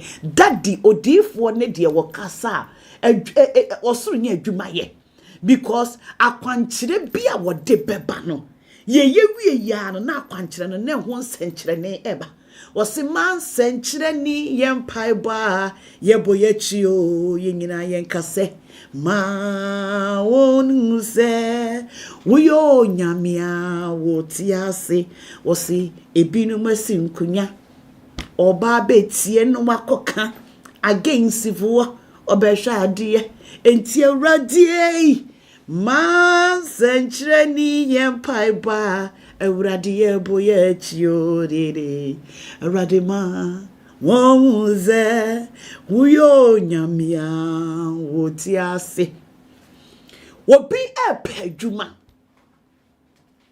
adwuma na yede ma no a wokoye adwuma no ono nko anenim ewo ho ena wonim adwuma no nti na adwuma no so waya aboro so na yi na die waya aboro so na yi na die na adwuma no ye ma na aboro so yi wadi ana na chize mistakes nko a 7 months ni watifie wa peduma pebia wa peduma pebia as a marketing manager onye bi nye what the application atutum interview mpo yemfre no ya manadwuma yemfre no ene ya manadwuma okọ interview ade obeti ane se oh we are sorry eno nko ane yedeba na enura redemption hour that is say fawo NI insurance number ebra capital letters NI fabra nefa wo passport no eka ho okwa akopa adwuma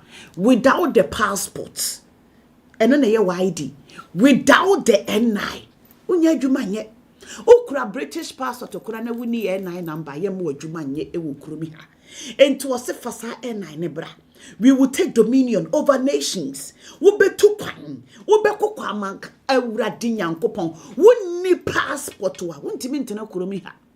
Enti ye de passport na tena kuromi ha. Ye de NI na kopa adwuma e de eye. Enti wo se fasa nioma we se bra. Wo se baabi a wo de wo nan besie no. Hey. Memma wa fa asase ne so nepa. Asase no eso nepa. Enkunimudie ebe ya wodia enhira ebe ya wodia abotire ebe ya wodia obi kura British passport sabi oye homeless obi kura British passport sabi adwuma wonya bi nye obi kura British passport sabi ontimi count even £1,000 obi kura. Oh my God. Direction dear, yeah. Obia, you need a prophet in your life. You need a seer in your life. You need it. You need a seer in your life. Obia, I'm telling you.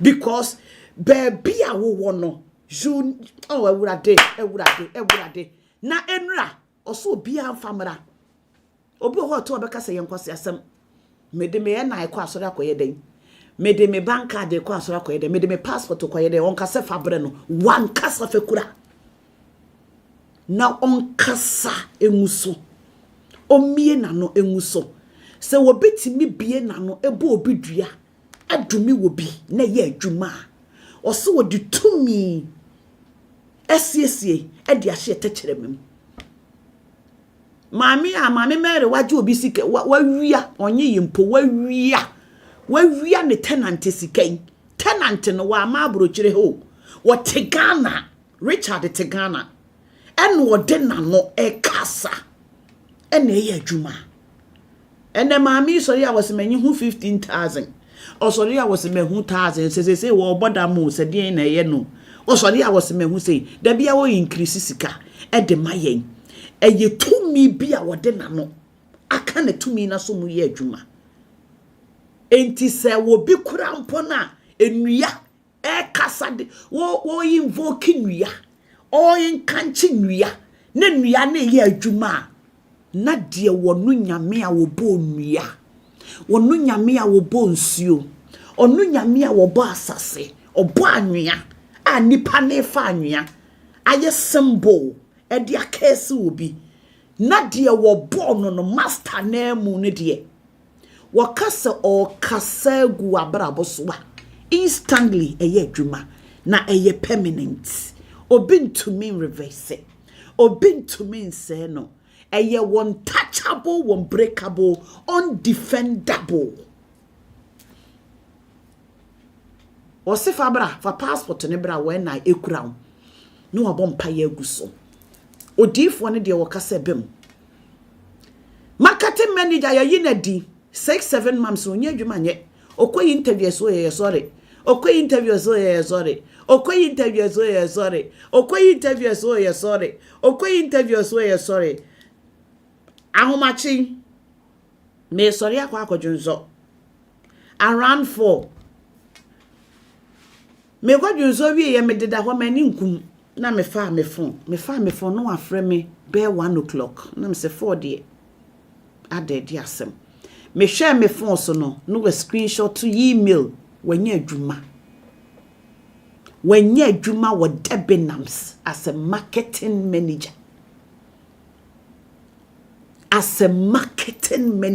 first time in 7 months I dismissing the man betene fie I dismissing no a man ne betene fie me catch there will say ma moto ye na mudi asofo atem yes of course adie bia ye wo original there is a duplicate but nyame wodaso a wo ye adwuma onyame wodaso a o ye adwuma Maminka testimony be name blow mind. Mo amoma sorry. Mo amutifie e benadedu abebompaye. Eye redemption hour. Eye wo giemre wo pe baabia. Empaibo awurade abasane ni tumi. Ne nwosra ye adwuma. Ye bompaye gidigidi te se Ghana. Ene wuku ekohe Ghana. Obi ekọ wuku adam paibo. Awurade e benadam paibo. Efi adam paibo. Ekromi ha London ha. Edru benade numra. Fa wani kire. Elephant and Castle. Flames of Faith Assemblies. Flames of Faith Assembly. E benade numre biya. Come and experience the presence of God. The power and the unction of God. Ewo ho. Osimu amaso amone so abra mukumbu. Momra na meme awurade meje mo. Benade biye number 7. Will be frau catcher say, sister Yankojam baby Benade number will say, hey, Satan, get away from me. Ignore that person. Branie mom paye, yen tafra paye, yen nia paye, na winning a men qua pam nekre. So life ebe the same. Our na wo pebe bankrata ne beba, a juma ne beba, a punu bebie, yare bia wo bonne for dia toso, it will disappear. Enti kwasi adedru 1 o'clock na woni baby kwa sorry a me pacho e ma ne nyansa o e wura be your friend me am so se a chine kunin me e ye me abana skin pain o friend me a me so o friend me se me pacho o se ma me ma was me entertain you because me Makai no. Me catch and say, "Oh, how many times?" And now, one frame my men can't say, "Bra, sorry." What to hear? Men can't say, "Bra, sorry." Or some man patch menya daddy number. I want them the number my mouse on do you also for. But me make no crutchero. Me betina ha, me catch us a man in answer. Pa sorry, kowati. Be bow who buy your life insurance on Paibo Mutoso. A jumana wo yen, wo dear jumano, aye barrier, a sunu yamentem. Okwa sorry, okwa juma Monday, Friday, enough. And now come Monday to Saturday, enough. Dedicate only Sunday. Sunday ne kro na be frɛ adwuma kasa mama me overtime nye oma obi o ho so a onkwa adwuma otifie ne de no ba wotena se e ma BBC wie eno aba be frɛ me abana campaign. I have a right to tell you say me de me make catch onye se obi ka say oh osofo ma me dabi me asofo no mo nka no kra nkyere mo na ye pampam mu o dabi eno kra ye bone me ka no kra kyerɛ ma be nka wanim na menka no kora ne nkyerɛ na bɛboa wo entena se maade ne nsɛyɛ ansa bɛbɔmpaye ɛgye wo kra ɛbɔ wo kra ho ban adwuma no menka sɛ nyɛ me yɛ adwuma ɛna mete yɛ me yɛ adwuma o me yɛ adwuma and I have people that they work for me eni pankasa bebre me yɛ adwuma nti adwuma na yɛ. But at the same time, no, minyamre, because ono the shield of my life. Ono na adwuma ya, enne me ye bima bi koma no. Ema me timi de me nsa si me busa me mo bi pay slip no. Eye se nyankopon na abom ho ban. Adwuma me ye nkofo bebre da bia wo mu. Oh my God, obia ne baby a wo bone ho ban. Baby a enti wo no ban bone wan. Ada wan kwa adwuma wo yare no obi wo ho a wo ye adwuma no enu ntira me ka kire se nyamre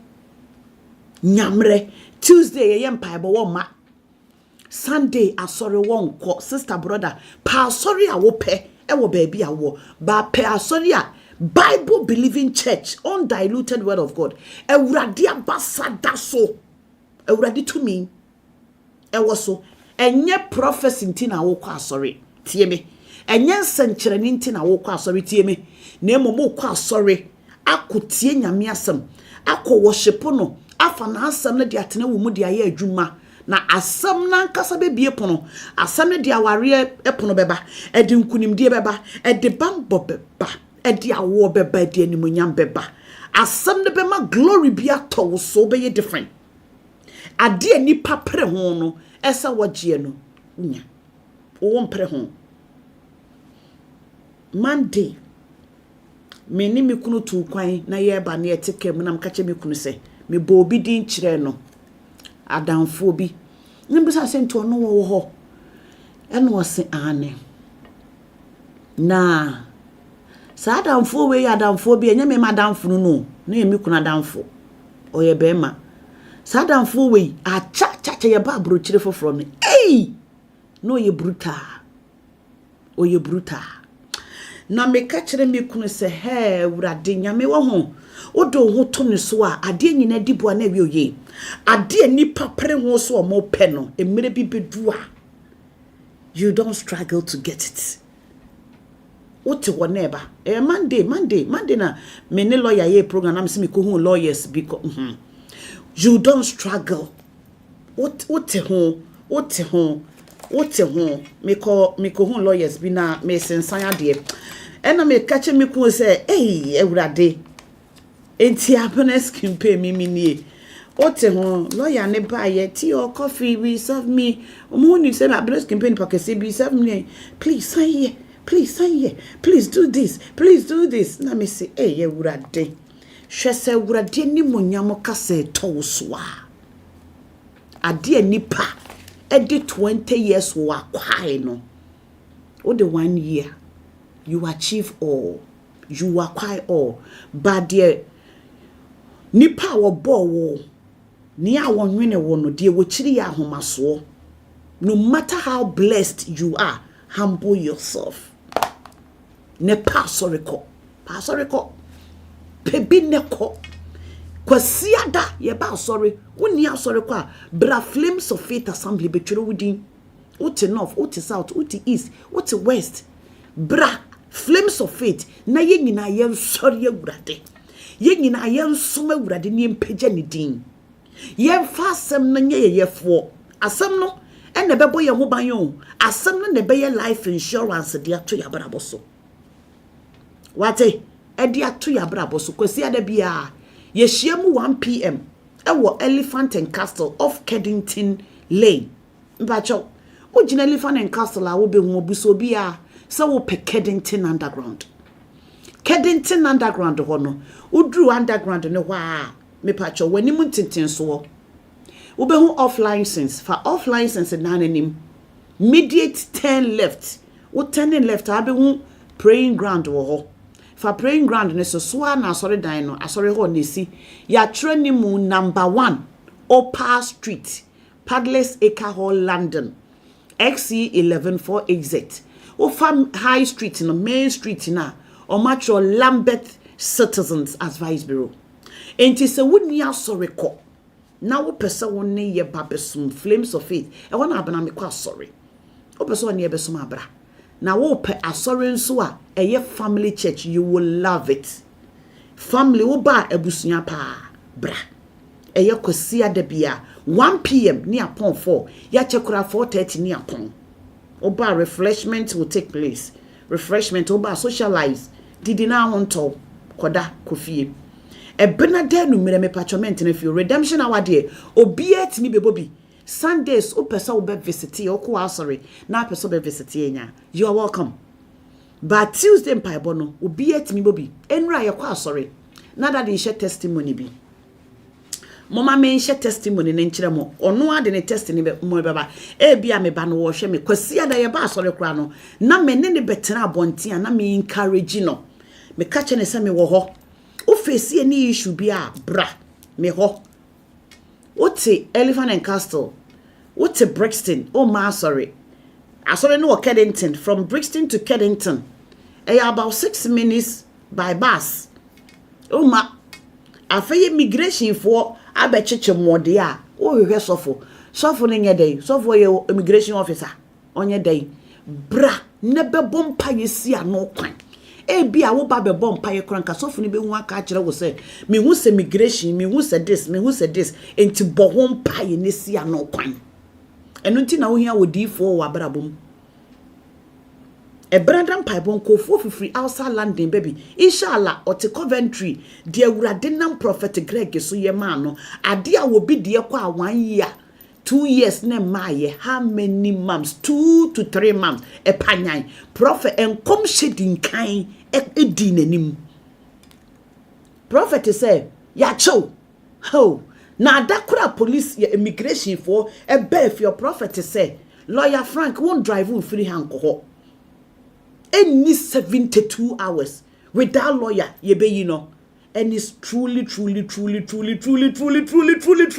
me kwa sorry na me phone ringe me fire entiemu nko a prophet say me hu se handcuff gunsa ba handcuff na egunsa no me hu ne sa dane glory efri ne ekopemo 3 months good news bi ba any application bi a wo pe bi afatum ewurade odifo ne de wo kasa wo soro nya adwuma ye gentleman bi ba asori last year somewhere June July and oba sorry or ye police officer prison officer or he prisoners so prisoners and o show muso enti ono ene wo duty on that day into wo duty no ena wo bi eku ne ho prisoners ni bi a committee suicide e wo ho nipa ne committee suicide no ono young gentleman no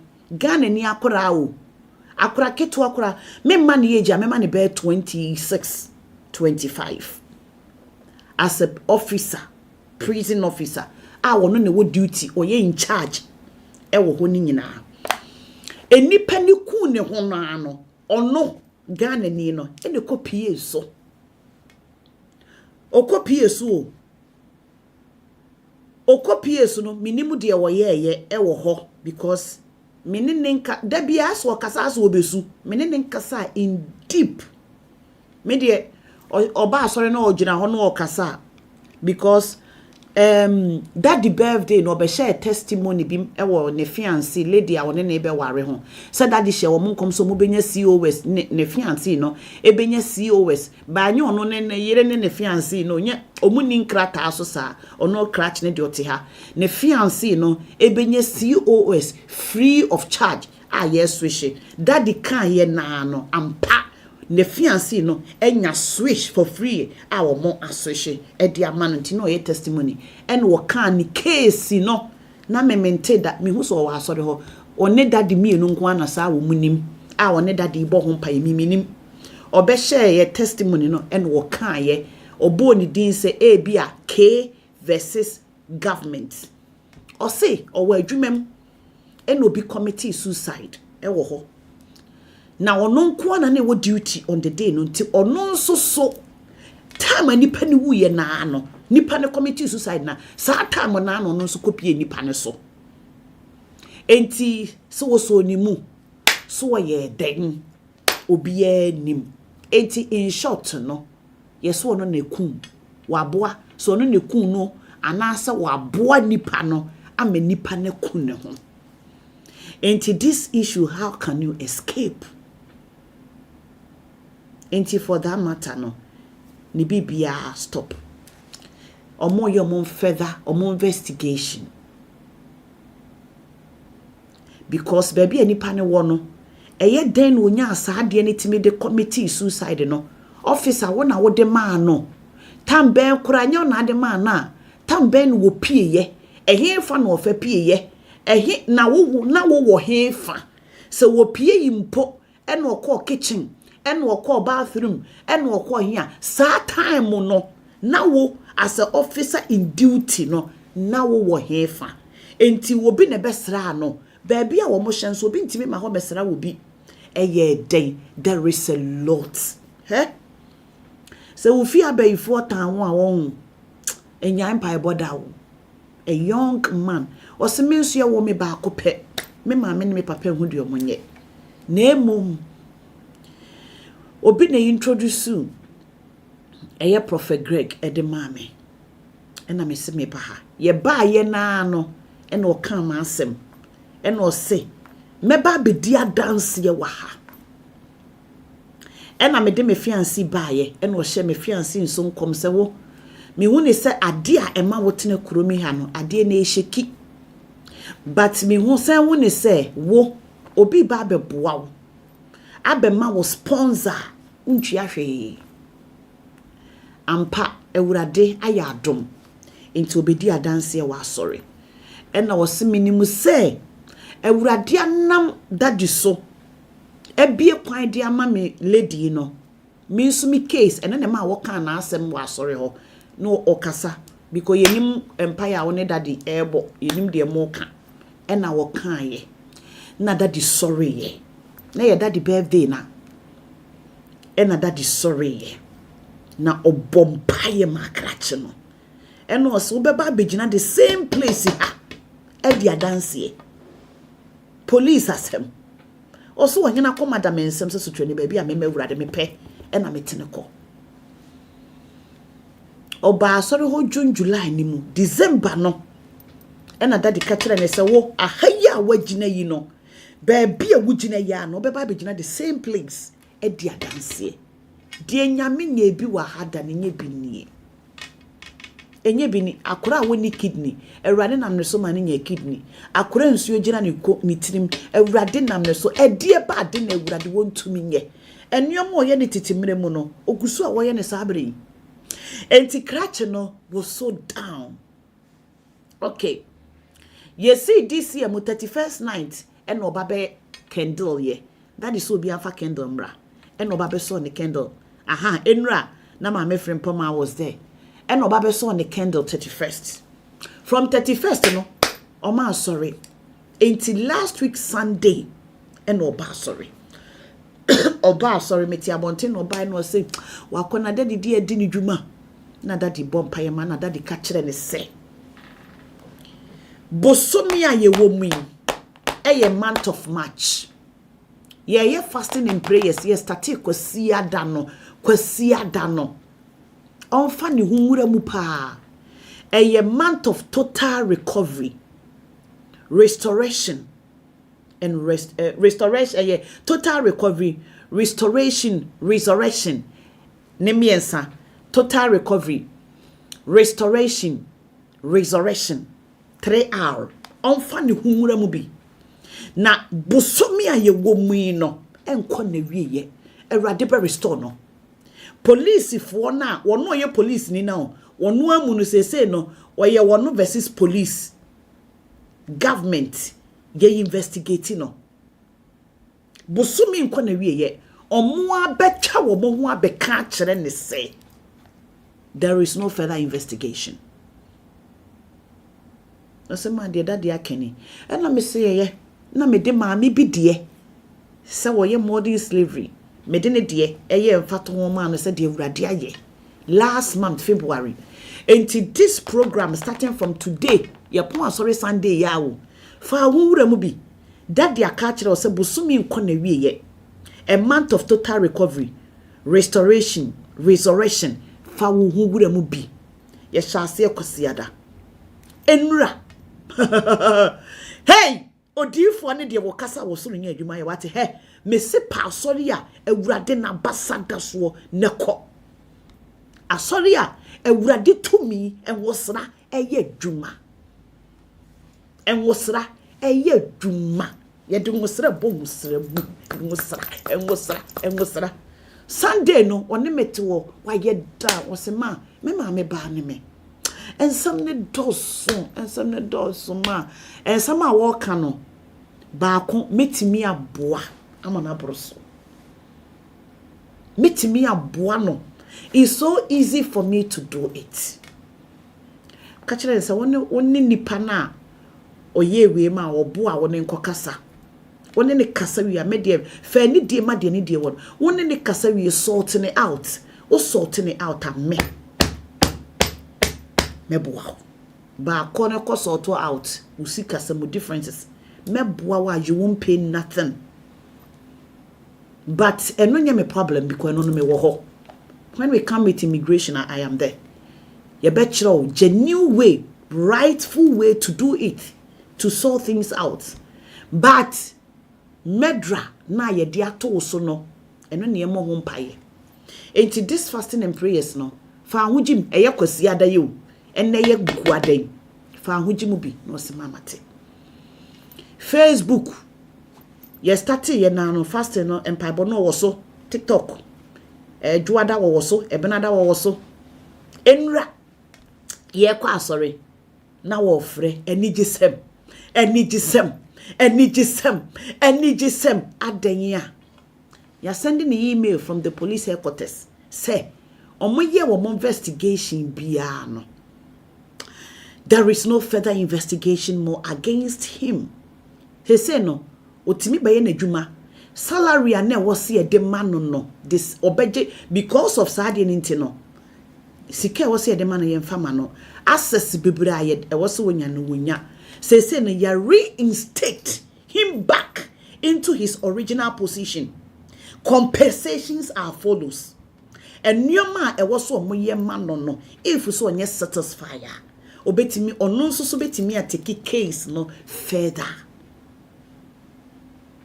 enra ohudie wonye daddy ka kire ne se bosomi wei a month of March enko na wieye baby a wogina no obe come back and share the testimony hey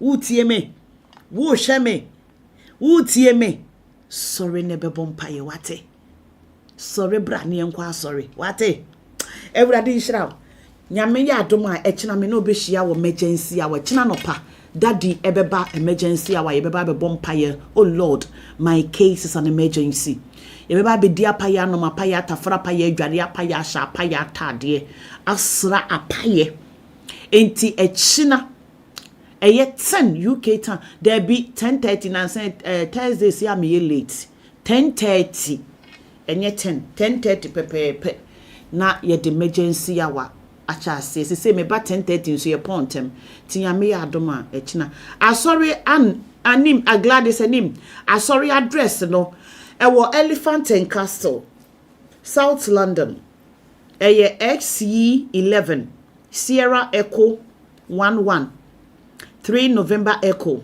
XC11 4HZ. XC11 4HZ. Me pacho happy Oliver. Yeah, there be echina de asori ankasa ne yenye asori wo online. But tore bi wo hodi ane aye. Tore bo yenye. But echina emergency hour, the same platform ya bonus campaign program. Prophet bebaso, Prophet Greg bebaso. Obaso 10:30. Emergency hour, yeah. But sorry programs there, yen time fam ma online, yen time in live. Torebu wa ye de ba. But o landing dia, bra sorry. Ebi no mo for free lease. Ebi no mo for free Halifax outside because munim and was rare what that is so. Dear radide daddy ye. Ain't no obetimi aba sorry. By ye online. I just say yeah fasting and prayers be. By Mother's Day, you started fasting and prayers from 28, 29, 30th. That is the who details ning in abeba. And no de drew our baby bra sorry. Na yen treat you never bomb paye. E dia paye. And no more paye. E jari a paye. This year Mother's Day e beye so superb. Eradi nshira mo akwasi medamu nyina amase obi biara woni metenase ma mo che me gift eradi nshira mo ma mo ba so mo like ye ma mo like koso ane like what you say ama brefi ama ete say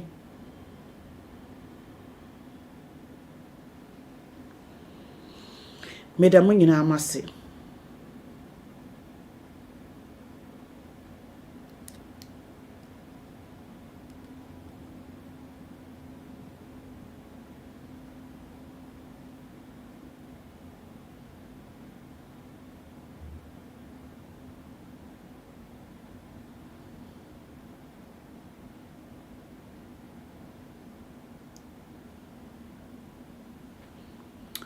I was made trying to money me free so. Made I say happy. Made I say Rita. Yami shra won so. Made the money na amase radi shra money na yami yadoma e china. Me nemo e betena se. Rita made I say yo. Once so I me check. Made I say God bless you. Yami shra.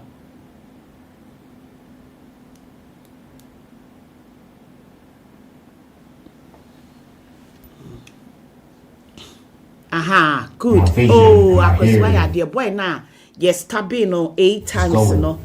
A radinam Prophet Greg is so slowly. Emma never life. In my yakraketwa, ya 16 years stop work. Ya boni 2 pine where we should to know 8 times. Maybe I mama no volume, Daniel. Mama volume. And then I close my eyes, or my eyes just closed, whatever. All I remember is just seeing pitch black. I'm not hearing nothing. Then in my mind, 20 minutes later, I'm woken up in the hospital. Nurses around me, doctors around me, tubes in and out of my arms. I can feel a tube in my nose. Like I'm breathing. And I'm trying to, I think it was my mom. Someone said to me, you've been here for 5 days. I was in a coma for 5 days.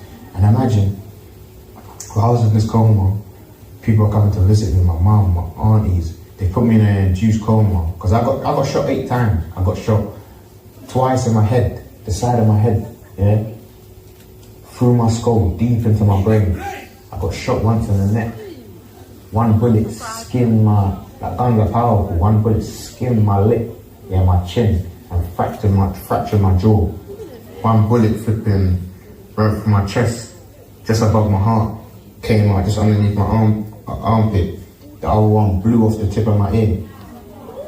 Next bullet fragment in my stomach.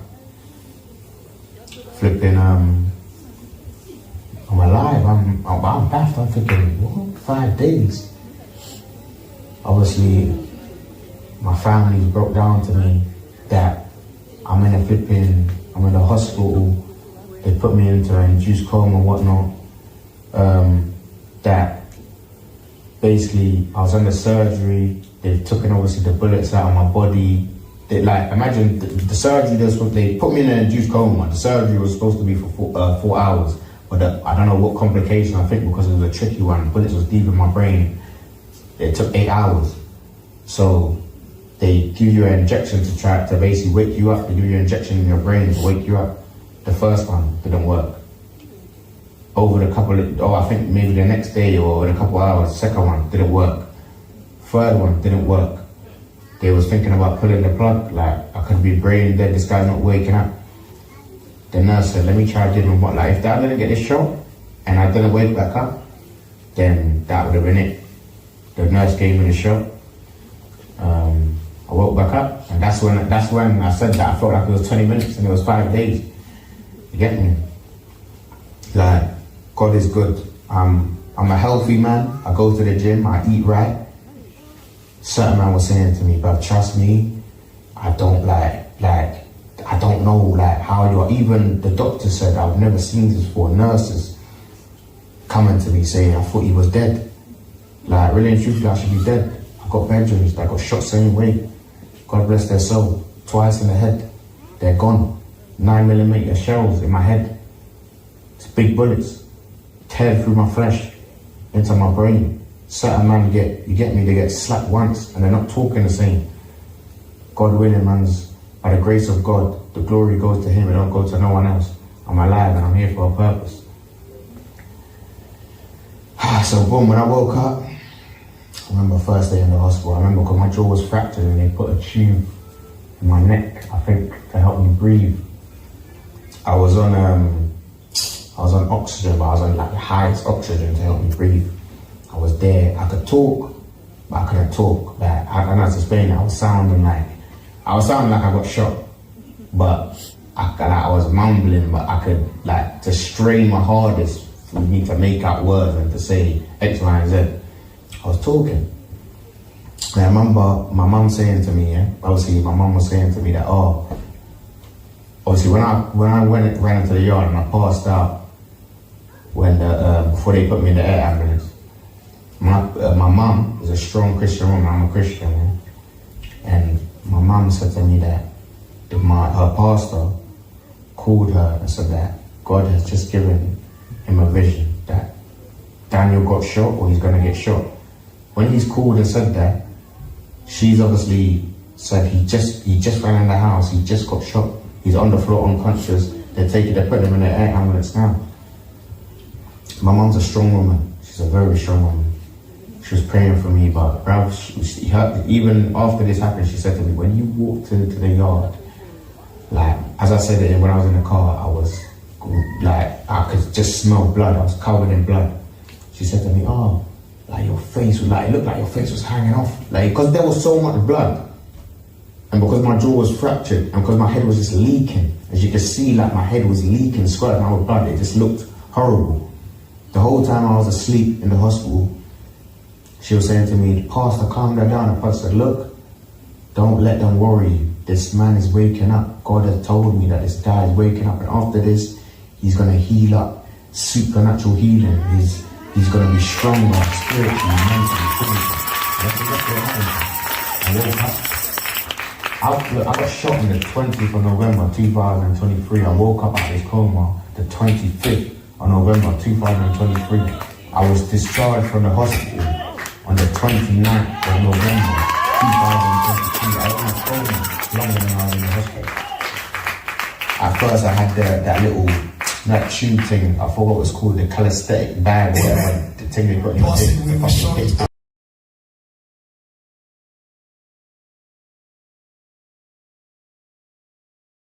Metro back, what? Offer, good morning. Good morning. Offer, Senator Shorty was side too. Okay, smart. Me to cement no, will boga money up so crowns and me for UK abadana. It is how I do in here. And you will. O de hade cement no matoda da I'm going to deliver by site home. But Wafa, minya let's be I. And then auto cement. Auto cement. Oh, Wafa. Boga money up no. Some you can pour. With the chair building material. The school fees, hospital bills. SI order a do direct from the pharmacy. A comma only do. But rates this is brutal. It download the app no and there. Our Play Store. And I say App Store. Number one meaning na ho. Jack, Mabedu, no Ghana. Obia kwa nimsa mabao. Some be check me down our cantonments. Yes, what I say me catch you say. I every month be I send £2,000. And mommy was fasting some fancy dime mommy. Only say me bedroom no. Her foundation go mo boy. A pata crowd mo bi mommy. Assassin class and stinky. I see that you discount me. Yeah. Onu kwa na frame me. My friend back what? Wafa, good morning. Good morning. Wafa, Senator Shorty was site too. Okasa is smart. Me to cement no. Ewo boga money up so crans na me fi UK abadana. Inti sa wa ga do in here. Enyo dwuma biam. O de hwade. Cement no mato dada. Omo be deliver by site home. But Wafa, minya let's be I. And then auto cement. Auto cement. Oh, Wafa. Boga money up no. Some you can pour. With the chair building material. The school fees, hospital bills. SI order a do direct from the pharmacy. A comma only do. But rates this is brutal. It download the app no and there. Our Play Store. And I say App Store. Number one meaning na ho. Jack, Mabedu, no Ghana. Obia kwa nimsa mabao. Some be check me down our cantonments. Yes, what I say me catch you say. I every month be I send £2,000. And mommy was fasting some fancy dime mommy. Only say me bedroom no. Her foundation go mo boy. A pata crowd mo bi mommy. Assassin class and stinky. I see that you discount me. Yeah. Onu kwa na frame me. My friend back what? Wafa, good morning. Good morning. Wafa, Senator Shorty was site too. Okasa is smart. Me to cement no. Ewo boga money up so crans na me fi UK abadana. Inti sa wa ga do in here. Enyo dwuma biam. O de hwade. Cement no mato dada. Omo be deliver by site home. But Wafa, minya let's be I. And then auto cement. Auto cement. Oh, Wafa. Boga money up no. Some you can pour. With the chair building material. The school fees, hospital bills. SI order a do direct from the pharmacy. A comma only do. But rates this is brutal. It download the app no and there. Our Play Store. And I say App Store. Number one meaning na ho.